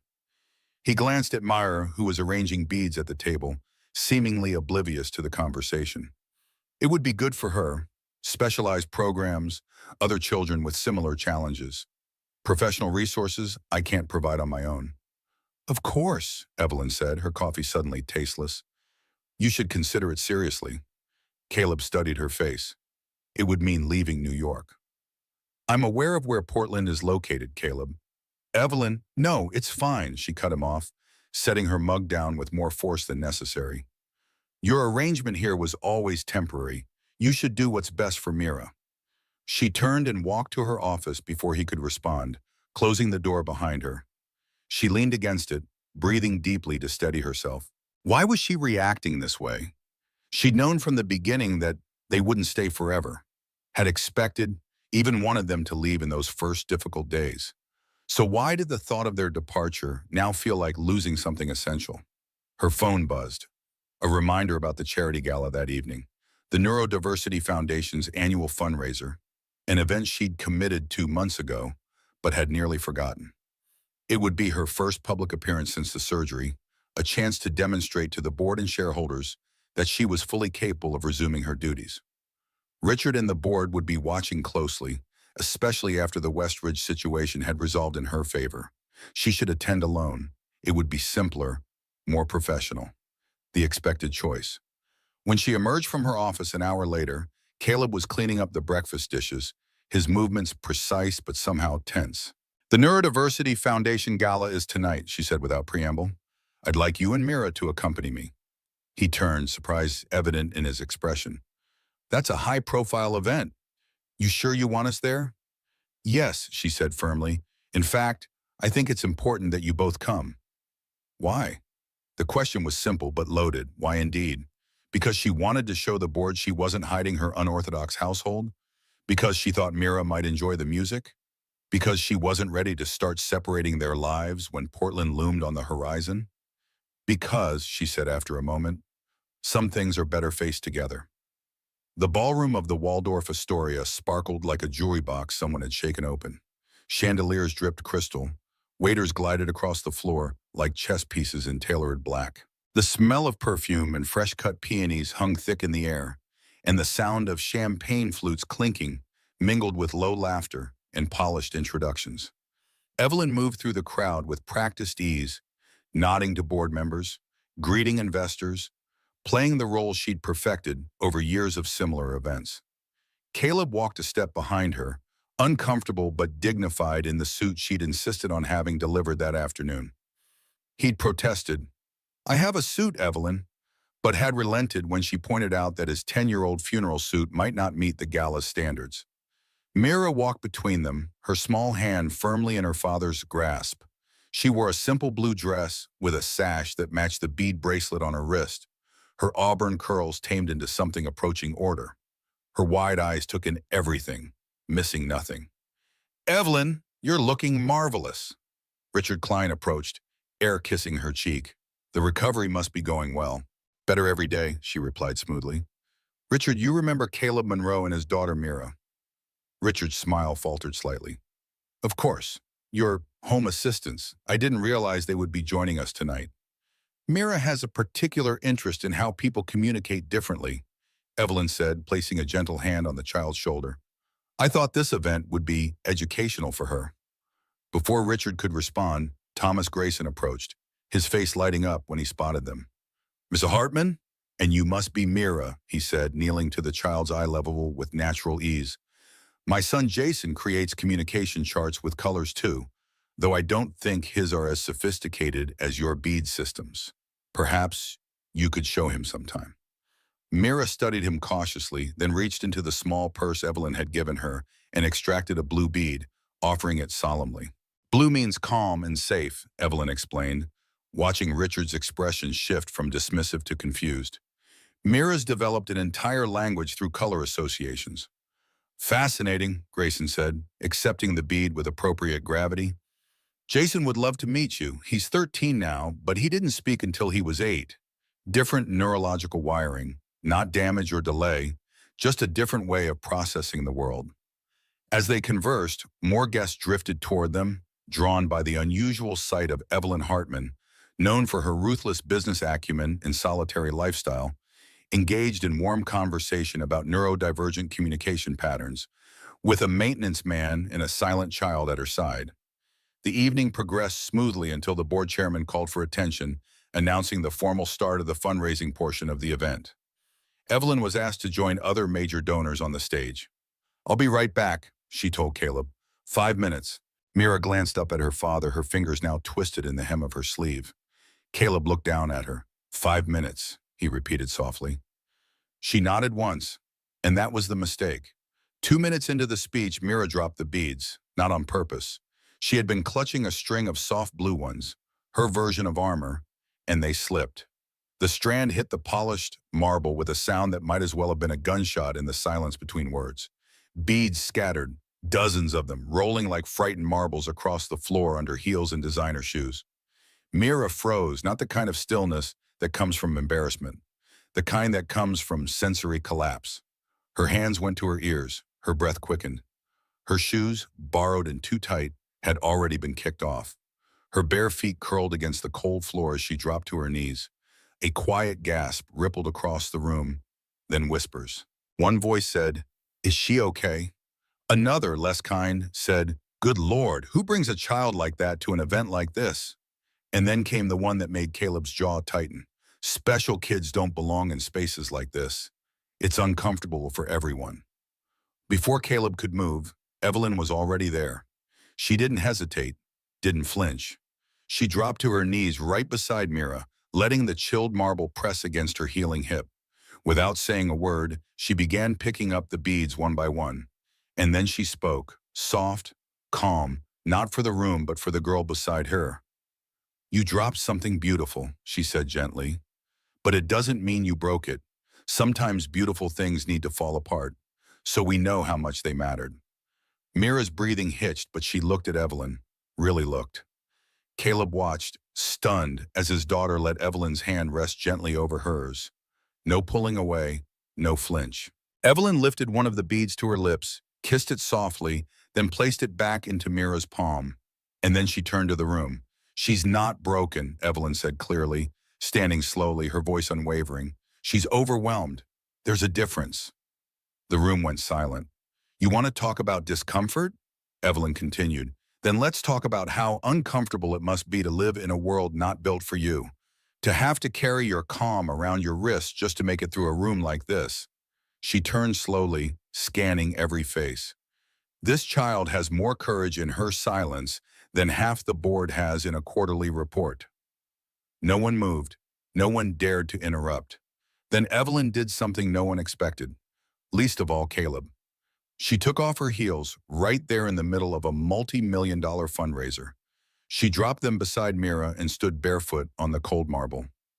She doesn't need to adjust to this world, Evelyn said, her voice steady and clear. Sometimes the world needs to adjust to her. 10 minutes later, Mira sat in a quiet hallway tucked behind the ballroom. The lights were dim the sound muffled. She was stringing the beads again, her hands steady now. Caleb sat beside her, watching. I thought it was too much, he said quietly. I should have said no. Evelyn, leaning against the wall opposite, replied, You didn't fail her. You trusted her. That's what she'll remember. Caleb looked at her, eyes softening. She trusts you now. Evelyn blinked. That's not nothing, he added. She stepped forward and knelt beside Mira. You okay if I help? She asked. Mira nodded and handed her a bead, a single red one. Evelyn looked up at Caleb. What's this one mean? He smiled faintly. Means she's proud. Back inside the ballroom, no one mentioned the interruption. They didn't dare. Instead, they watched Evelyn Hartman walk back in barefoot, holding a child's hand. And for once, everyone else felt underdressed. The drive home was quiet, Mira falling asleep against Caleb's shoulder in the back of the town car. Evelyn sat across from them, watching the city lights blur past the window. Thank you, Caleb said softly, breaking the silence, for what you did tonight. I didn't do it for thanks, she replied. I know, that's why it mattered. When they arrived at the penthouse, Caleb carried Mira to her bed. No longer a pallet in the utility room, but a proper bedroom that had once been Evelyn's rarely used guest room. As he tucked the child in, Evelyn stood in the doorway, watching the gentle ritual of a father's love. I've been thinking, she said when he joined her in the living room later, about Portland. He tensed slightly. It's a good opportunity. It is, she agreed, but I have a counter-proposal. I'm listening. She took a deep breath. My family owns property in Connecticut, a house that's been sitting empty since my parents died. It has 6 acres, gardens, space. She met his eyes. It could be converted into a sensory-friendly center for children like Mira, a place where different ways of communicating are valued, not corrected. Caleb stared at her. You want to start a center? I want to create a place where Mira's beads aren't just tolerated, they're understood, where her way of seeing the world is recognized as valid. She paused. And I'd like you to help me design it. Run it if you want. Evelyn, he said carefully, that's an enormous undertaking. I'm aware. I've already spoken with Grayson about potential funding and partnerships. The foundation would be interested. Why would you do this? The question hung between them, heavy with unspoken implications. Why indeed? Why would Evelyn Hartman, notorious for her single-minded focus on corporate success, suddenly propose creating a center for neurodivergent children? Because, she said finally, some things matter more than quarterly reports. I'm just learning that rather late in life. He studied her face, searching for something. And where would you be while this center was operating? Still running Hartman Capital from your glass tower? I'd be involved, she said. The property is only an hour from the city. I could commute, split my time. Split yourself, you mean, he said gently.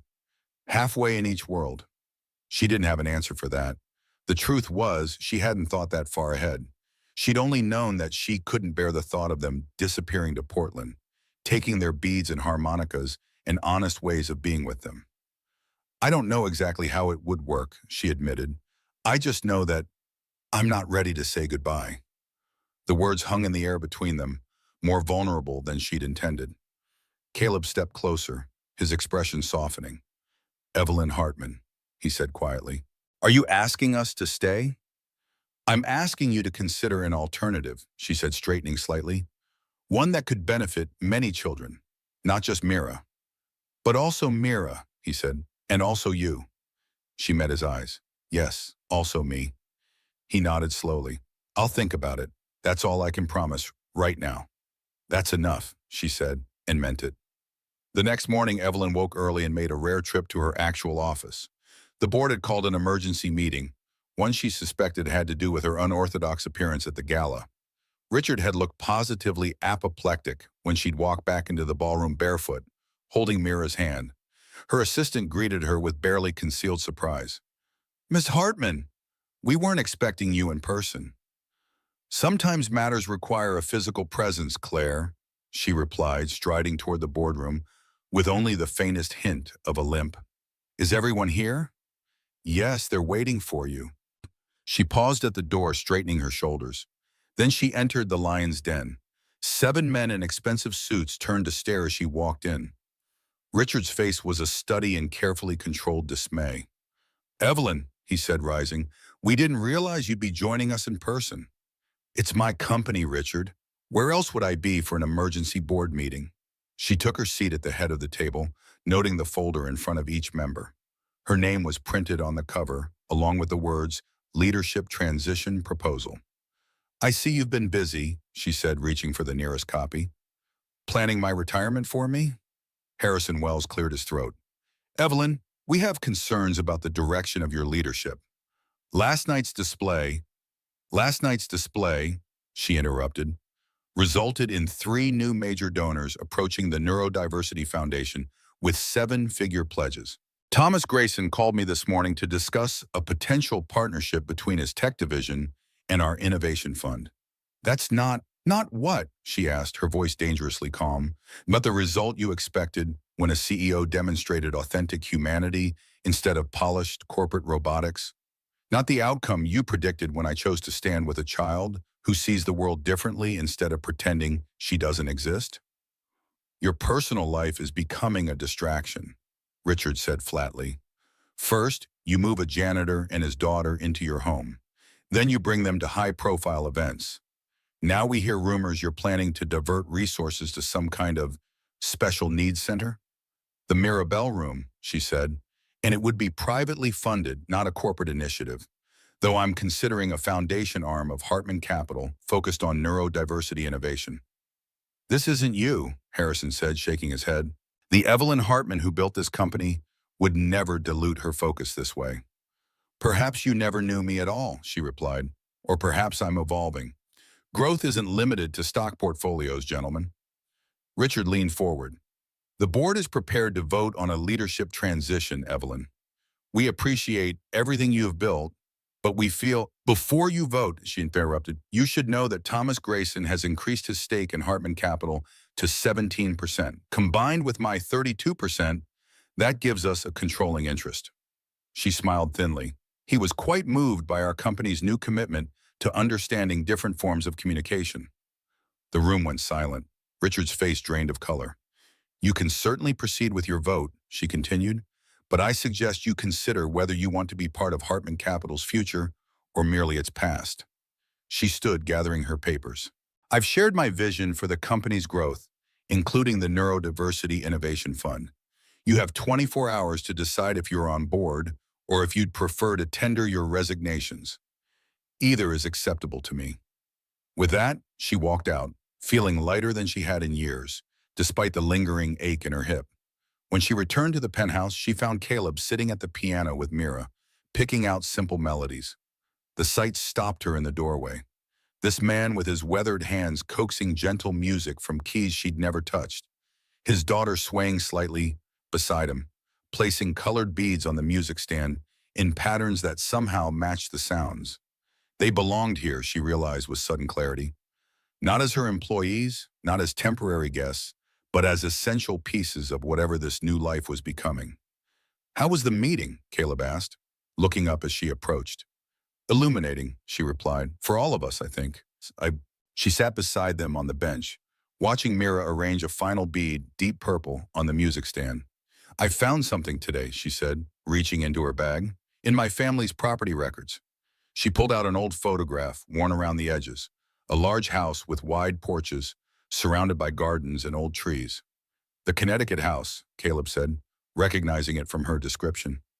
"My grandfather built it in 1937, she said. "I spent summers there as a child, before my parents decided vacation time was an inefficient use of educational opportunities." She ran a finger along the edge of the photo. "It's been empty since my mother died 5 years ago. I keep meaning to sell it, but somehow never got around to it." It's beautiful, Caleb said. Looks like a real home. It was once, she agreed. It could be again. She hesitated. I've spoken with an architect about converting part of it into the sensory center while maintaining the main house as a residence. He studied her face. You're serious about this? I've never been more serious about anything. She took a deep breath. I want you to see it before you decide about Portland. Will you come? This weekend? He looked at Mira, who was now listening intently, though she appeared focused on her beads. What do you think, Bug? Want to see a big house in the country? Mira looked up, her eyes moving from her father to Evelyn, then back again. She reached into her pouch and pulled out a yellow bead, placing it deliberately between them on the piano keys. Yellow means hope, Evelyn said softly. Caleb nodded. Yes, it does. The Connecticut house stood on a gentle rise, its white clapboard exterior gleaming in the late summer sunlight. Wide porches wrapped around three sides, overlooking gardens now overgrown, but still bearing the bones of their former glory. Ancient oak trees provided dappled shade across the expansive lawn, and in the distance, a small pond reflected the blue of the cloudless sky. It's like something from a story, Caleb said, as they walked up the gravel drive. Mira skipping ahead to examine a butterfly bush teeming with monarchs. My grandmother loved beauty, Evelyn explained, using her key on the front door. My grandfather loved her, so he created this place for her. Inside, the house was covered in drop cloths, furniture shapes looming like patient ghosts. Despite years of disuse, there was no sense of decay, only dormancy, as if the house had been holding its breath, waiting.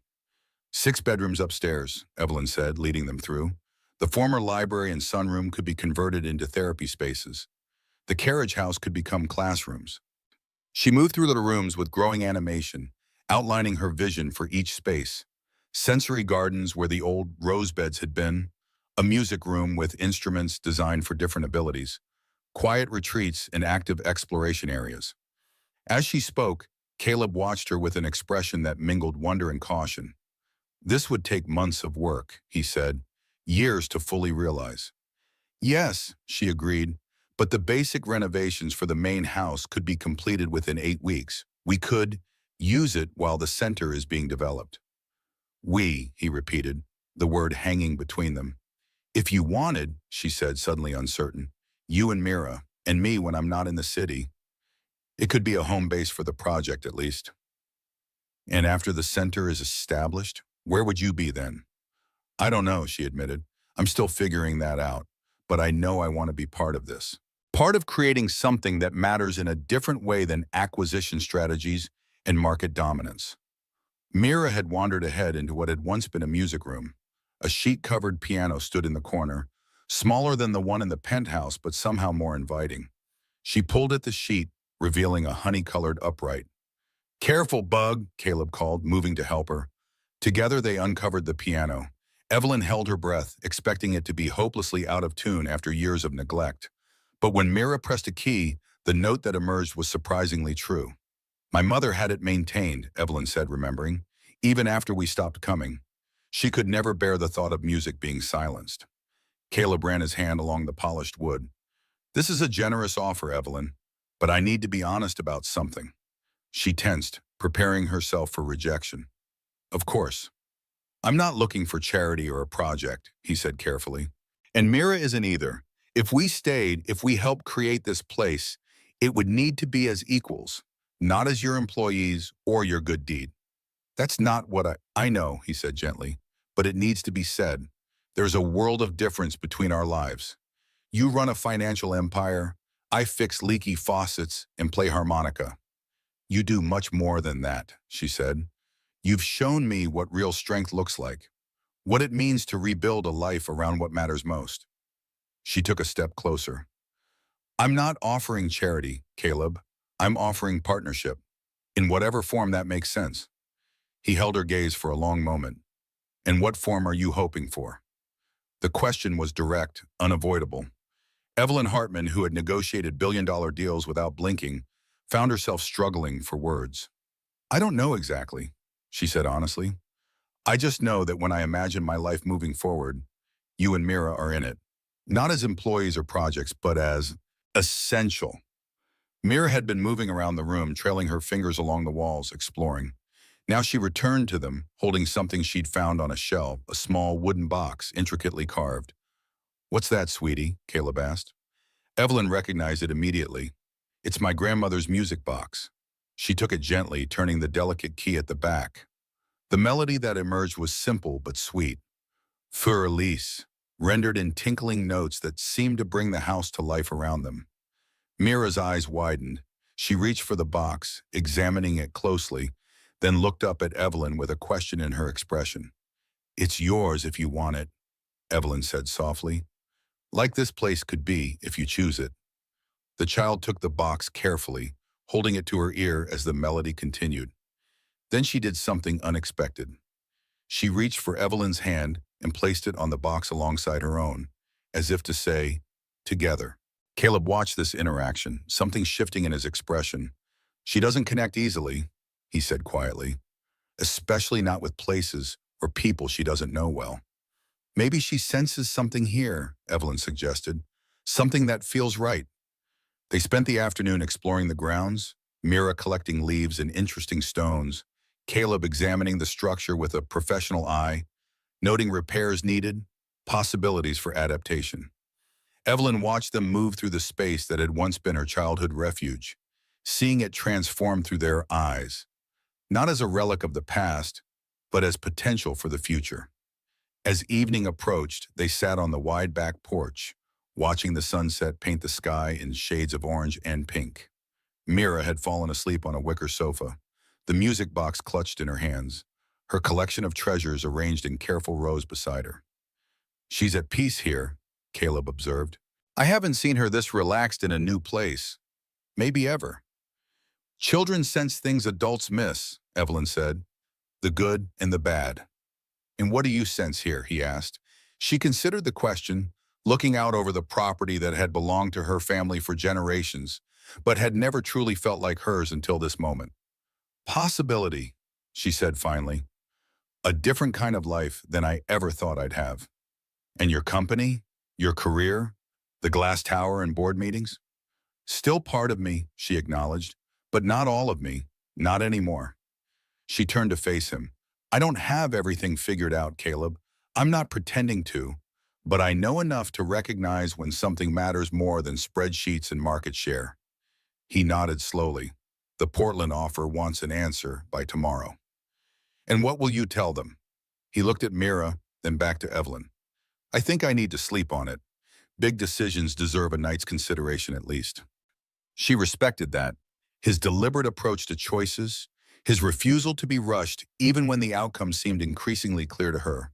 It was one of the many things she'd come to admire about him. "Of course," she said. "We can head back to the city in the morning." They sat in companionable silence as darkness fell, the first stars appearing overhead.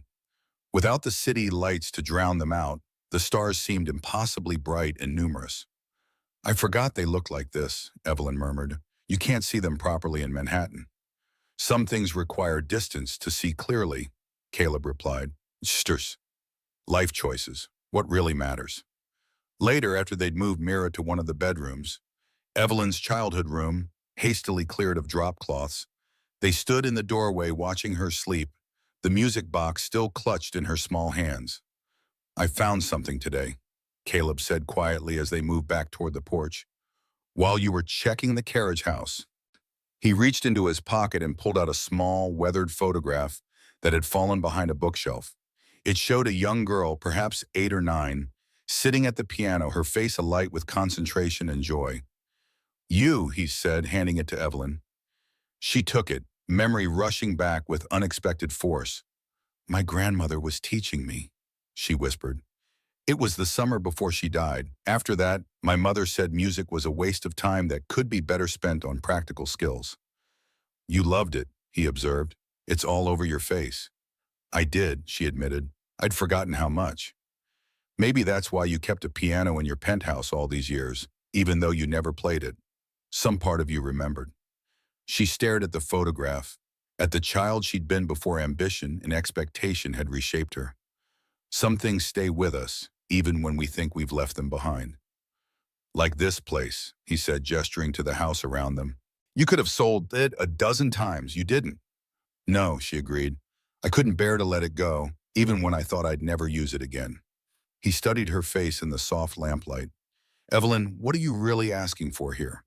With this place, with the center, with Mira and me? The direct question demanded an equally direct answer. She took a deep breath. I'm asking for a second chance, she said, at a life that includes more than corporate success, at creating something meaningful beyond wealth, she hesitated, then continued, at finding a family, in whatever form that might take. Family, he repeated, the word weighted with meaning, not necessarily in the traditional sense, she added quickly, but yes, family. People who see each other truly and choose to remain anyway. People who build something together that matters. Caleb was silent for a long moment, his expression unreadable in the dim light. You know, he shared, finally, when Sarah died, I thought that part of my life was over, the part where I belonged to something larger than myself. I focused entirely on Mira, on survival. That's understandable, Evelyn said softly. But lately, he continued, I've been thinking about what Sarah would want for us. Not just survival, growth, connection. He met Evelyn's eyes, the possibility of joy again. Her heart quickened. And what do you think she would say about this place, this idea? A small smile touched his mouth. She'd probably say I was being too cautious. She always thought I overthought things. Whereas I've been accused of the opposite, Evelyn said, acting too quickly, demanding immediate results. Maybe we balance each other that way, he suggested. The implication hung in the air between them, full of possibility. I'll call Portland tomorrow, he said finally. Tell them I've decided to pursue a different opportunity. Relief and something warmer flooded through her. You're staying? We're staying, he confirmed, to help build the Mirabelle room, to see if this place can become what you envision. He paused, to discover what else might be possible. She didn't trust herself to speak. Instead, she reached for his hand, a gesture so foreign to her usual reserve that it surprised them both. His fingers closed around hers, warm and solid. One condition, he said. Name it. You have to learn to play that piano properly. No more just pressing random keys and calling it exploration. She laughed, the sound echoing through the quiet house like a promise. Only if you teach me harmonica, too. A proper duet. Deal, he said, his smile reaching his eyes now. Mira can conduct with her beads. The following week passed in a whirlwind of activity. Architects were consulted, contractors hired, plans drawn up for both the house renovation and the Mirabelle room's initial spaces. Evelyn worked remotely half the time, surprising her assistant with her willingness to conduct meetings via video conference rather than demanding in-person attendance. The board, faced with her ultimatum and Grayson's support, had reluctantly embraced her vision for the Neurodiversity Innovation Fund. Richard had resigned, claiming philosophical differences with the company's new direction. Evelyn had wished him well with a sincerity that surprised them both. Funny, she told Caleb that evening as they reviewed renovation plans at the penthouse. A month ago, losing Richard from the board would have felt like a crisis. Now it feels like clearing space for something better. Perspective changes everything, he agreed, marking measurements on the blueprint spread across her dining table. Speaking of which, I think the south-facing room would work better for the sensory space than the east wing. Better natural light throughout the day. Mira sat nearby, creating an elaborate bead pattern that looked suspiciously like a floor plan. She'd been thriving in the midst of all the planning, her silent observations often proving more insightful than the expensive consultants. You're right, Evelyn said, studying the plans. And if we convert the old conservatory instead of tearing it down, we could create an indoor garden space for year-round use. The easy collaboration between them had become second nature, her strategic thinking complementing his practical experience, both of them deferring to Mira's intuitive understanding of what would work for children like her. I have a meeting with the Neurodiversity Foundation Board tomorrow, Evelyn said, making a note on her tablet. They're interested in providing program support once the facility is ready. That's good, Caleb said, but something in his tone made her look up. What's wrong? He hesitated. Nothing's wrong exactly. I just wonder sometimes if you're moving too fast with all this, changing too much at once. You think I'll regret it, she said, understanding his concern. That once the novelty wears off, I'll want my old life back. It's a legitimate question, he said gently. 3 months ago, you were focused entirely on corporate takeovers and board politics. Now you're planning to split your time between running a Fortune 500 company and creating a center for neurodivergent children. It's a dramatic shift.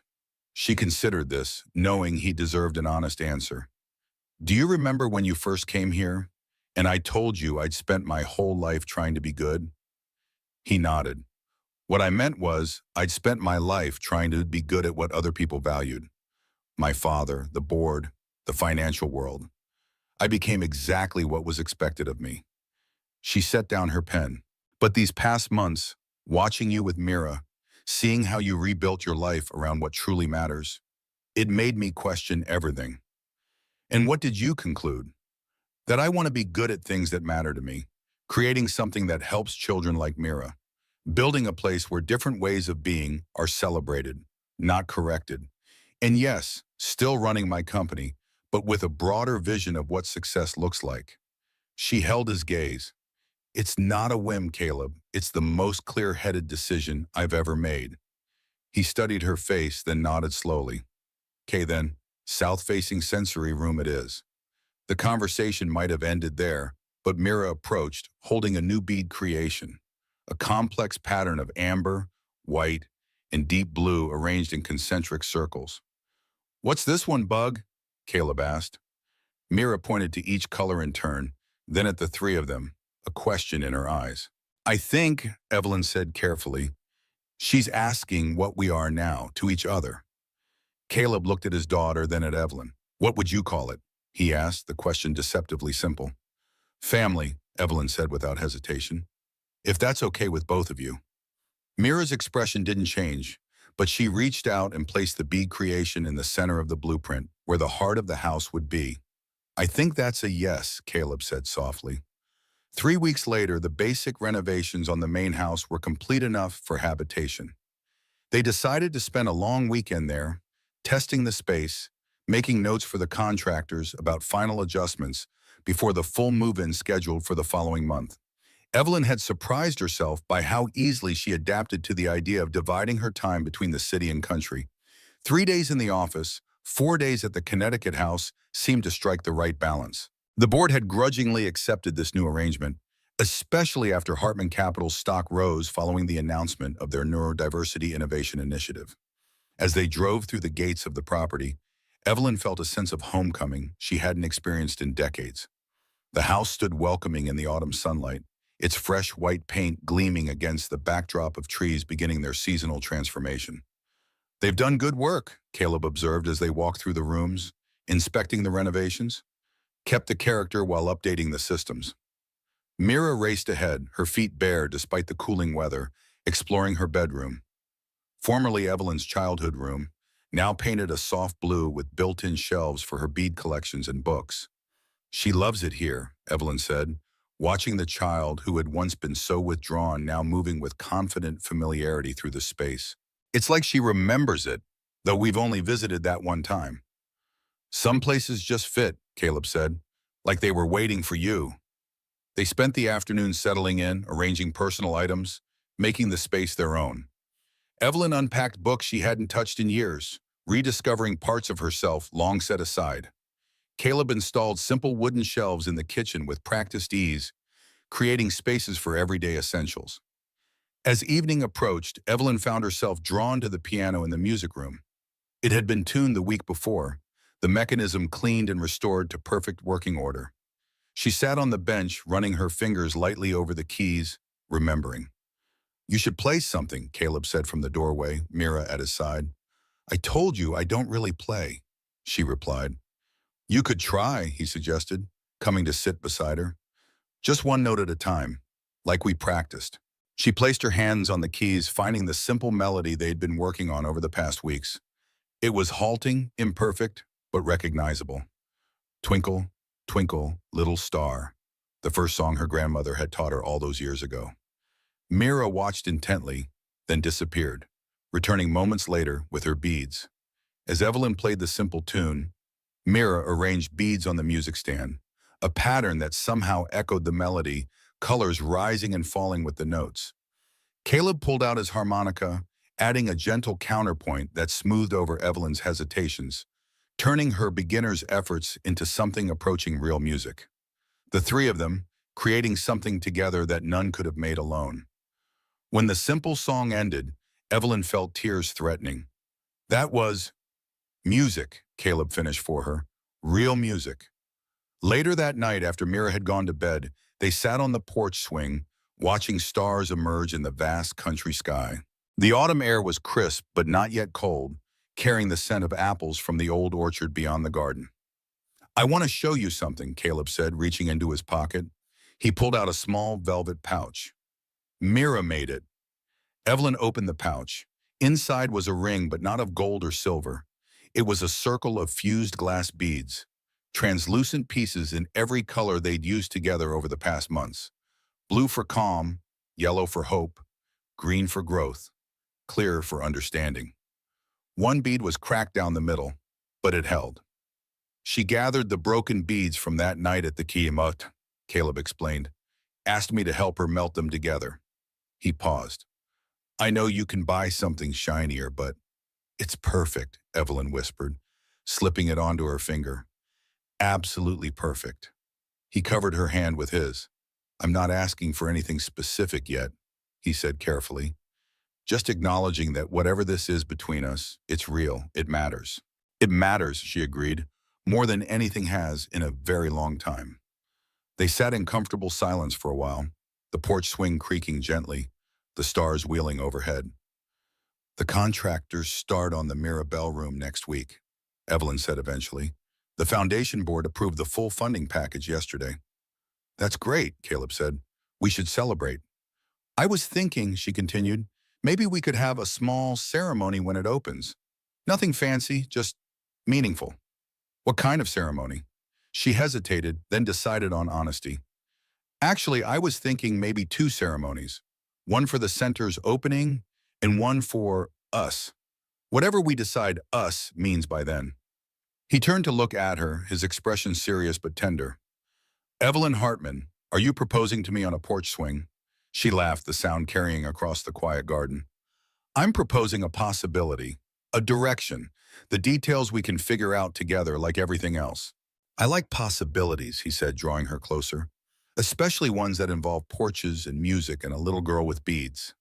And barefoot CEOs who are learning to play the piano again? Especially those, he agreed. The Mirabelle room opened 6 months later on a perfect spring day with cherry blossoms drifting across the lawns like snow. The ribbon was soft blue, just like the beads Mira used to string, and it fluttered gently in the breeze as she stood on a small wooden stage, clutching a pair of oversized scissors with both hands. Her white dress was simple, feet bare as always, but today her eyes sparkled with the calm steadiness of someone who'd walked through a storm and remembered how to dance in the rain. Beside her, Evelyn adjusted the microphone, heart thudding like it had when Mira had whispered her first word to her months ago. Ready, kiddo? Caleb asked softly, kneeling beside his daughter. Mira nodded, then looked up at the small sign carved into the archway behind her. The Mirabelle Room, a sensory haven for every child who feels too much. The crowd, mostly parents, educators, and volunteers, stood in quiet anticipation. Some held tissues already pressed against their cheeks. Mira lifted the scissors and snipped the ribbon. A cheer rose, but she didn't flinch. She turned around and reached for Evelyn's hand, holding it like she'd been doing it her whole life. And Evelyn, who once thought emotions were weaknesses and children belonged in carefully scheduled corners, held on tight. Inside the center, laughter echoed off freshly painted walls and soft pastels. Children ran across padded floors, tracing rainbow murals with their fingers. Rooms were designed for everything from quiet retreat pods to textured play panels, with weighted blankets in every corner. In the music room, a worn harmonica sat beside a row of shiny new ones, all labeled property of Mr. Caleb. A small group of children gathered around as he demonstrated a simple tune. "Play it again," one of them cried, tugging at his sleeve. Caleb smiled and brought the harmonica to his lips. He played a gentle tune, half lullaby, half wind rolling through prairie grass. The children stilled. Some swayed. One closed his eyes and whispered, "That feels like Grandma's house." At the window, Mira sat on a stool next to Evelyn. They were threading beads together, tiny glass pieces salvaged from broken ornaments and transformed into something new and beautiful. "Should we use this one next?" Evelyn asked, holding up a shard of deep violet. Mira tilted her head, then carefully selected a yellow bead instead. "Why yellow?" Evelyn asked softly. Mira didn't speak. Instead, she touched Evelyn's cheek, then pointed toward the porch where Caleb stood waiting, arms folded, the setting sun casting his silhouette long and warm across the wood. "Because yellow means home," Evelyn murmured, voice catching. Later, when the center had emptied and only their small family remained, they sat on the porch in silence. Mira dozed on Evelyn's lap, fingers still curled around an unfinished bead strand. Caleb stood at the edge of the porch, harmonica in one hand, the other resting lightly on the wooden railing. "You know," he said without turning around, "I never thought I'd be back here, on a real porch swing with the smell of lemonade and somebody humming off-key inside." Evelyn smiled faintly. "You thought you'd be alone forever?" He turned now. "Didn't you?" She nodded. "I thought needing someone meant losing control. That love was a liability." "And now?" She looked down at Mira, brushing a loose curl from the girl's brow. "Now I think love might be the only thing that teaches us how to stay." Caleb came closer, his boots thudding softly on the porch planks. He sat beside them, his hand finding Evelyn's. "I've been thinking about what we discussed. About ceremonies," he said quietly. And? "And I think maybe we're ready for that second one now, if you still want it." Evelyn's heart quickened. "The one for us?" He nodded. "Right here, simple. Just us three and whoever else matters." "When?" "Whenever you're ready. I'm not in a hurry." His eyes crinkled with a smile. "I'm planning to stay around for a very long time." Mira stirred in her sleep, murmuring something that sounded like home. Evelyn stroked her hair gently. "Next month," she decided, "when the apple trees are in bloom. My grandmother always said apple blossoms were for new beginnings." "Apple blossoms it is," he agreed. That night, with Mira asleep in her blue room and the house settling around them like a living thing, Evelyn found Caleb on the porch again, harmonica in hand. The melody he played was familiar now. Their song, the one that had evolved from those first awkward lessons into something that belonged only to them. She sat beside him, leaning her head against his shoulder. "Do you ever wonder," she asked, "how different things would have been if I hadn't checked that urgent care box on the agency form?" He considered this. "I think some things find their way to happening, one way or another. If not that day, then another." "That sounds almost like fate," she teased. "Not very practical of you." "I'm not always practical," he admitted. "Just ask Sarah. She used to say I had a poet's heart hidden under a mechanic's hands." "She was right," Evelyn said softly. They sat in companionable silence, listening to the night sounds, crickets, distant owls, the whisper of wind through new leaves. So different from the city soundtrack that had been the background of Evelyn's life for so long. "I'm glad I checked that box," she said finally, "even if I didn't know what I was really asking for." "What were you asking for?" he wondered. She thought about it. "I think part of me was asking for help, not just with the physical recovery, but with something deeper, something I didn't have words for." "And did you find it?" She looked at him in the dim porch light, this man who had arrived at her door with calloused hands and a child who spoke in colors, who had shown her how to listen for the spaces between notes, who had taught her that some forms of strength look like surrender. "Yes," she said simply. "I found it. I found you both." A month later, the ceremony was held right there on the porch, just as they'd planned. No tuxedos, no string quartet, just Mira in a daisy crown, Evelyn in a pale blue dress, and Caleb in his nicest flannel. They exchanged vows with no script, no officiant, just this. "I promise to stay when it's quiet," Evelyn said, "and when it's chaos. I promise to see the beauty in broken things and to build something stronger from the pieces." "I promise to listen even when there are no words," Caleb replied. "To remember that healing takes its own time and that some songs need to be played imperfectly to be truly heard." Mira handed them the rings, not diamond or gold, but the fused glass beads she had created from fragments once scattered across a ballroom floor, and that was enough. That night, as stars blinked above the house that had become their home, Evelyn tucked Mira into bed. The child looked up at her with those way-seeing eyes and whispered a word that had become more frequent in recent months, but never lost its power to move. Mom. It was not a question, not a trial run. It was her truth. Evelyn wept into the girl's hair and whispered, I will never let go.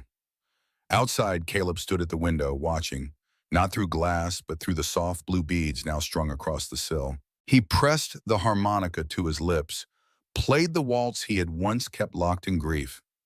This time it didn't ache, it danced. And in that moment, beneath the moon and the window and the promise that love could be quiet and fierce and fully earned, they were finally home. Complete. Perhaps that's what real love looks like. Not perfect, not polished, but made from pieces we choose to keep even after they've been cracked. A CEO who learned to play the piano again. A maintenance man who shared his harmonica's song. A silent girl who spoke through colors. Three broken people who found in each other not perfection, but completion. Not what any of them had asked for, but exactly what they needed.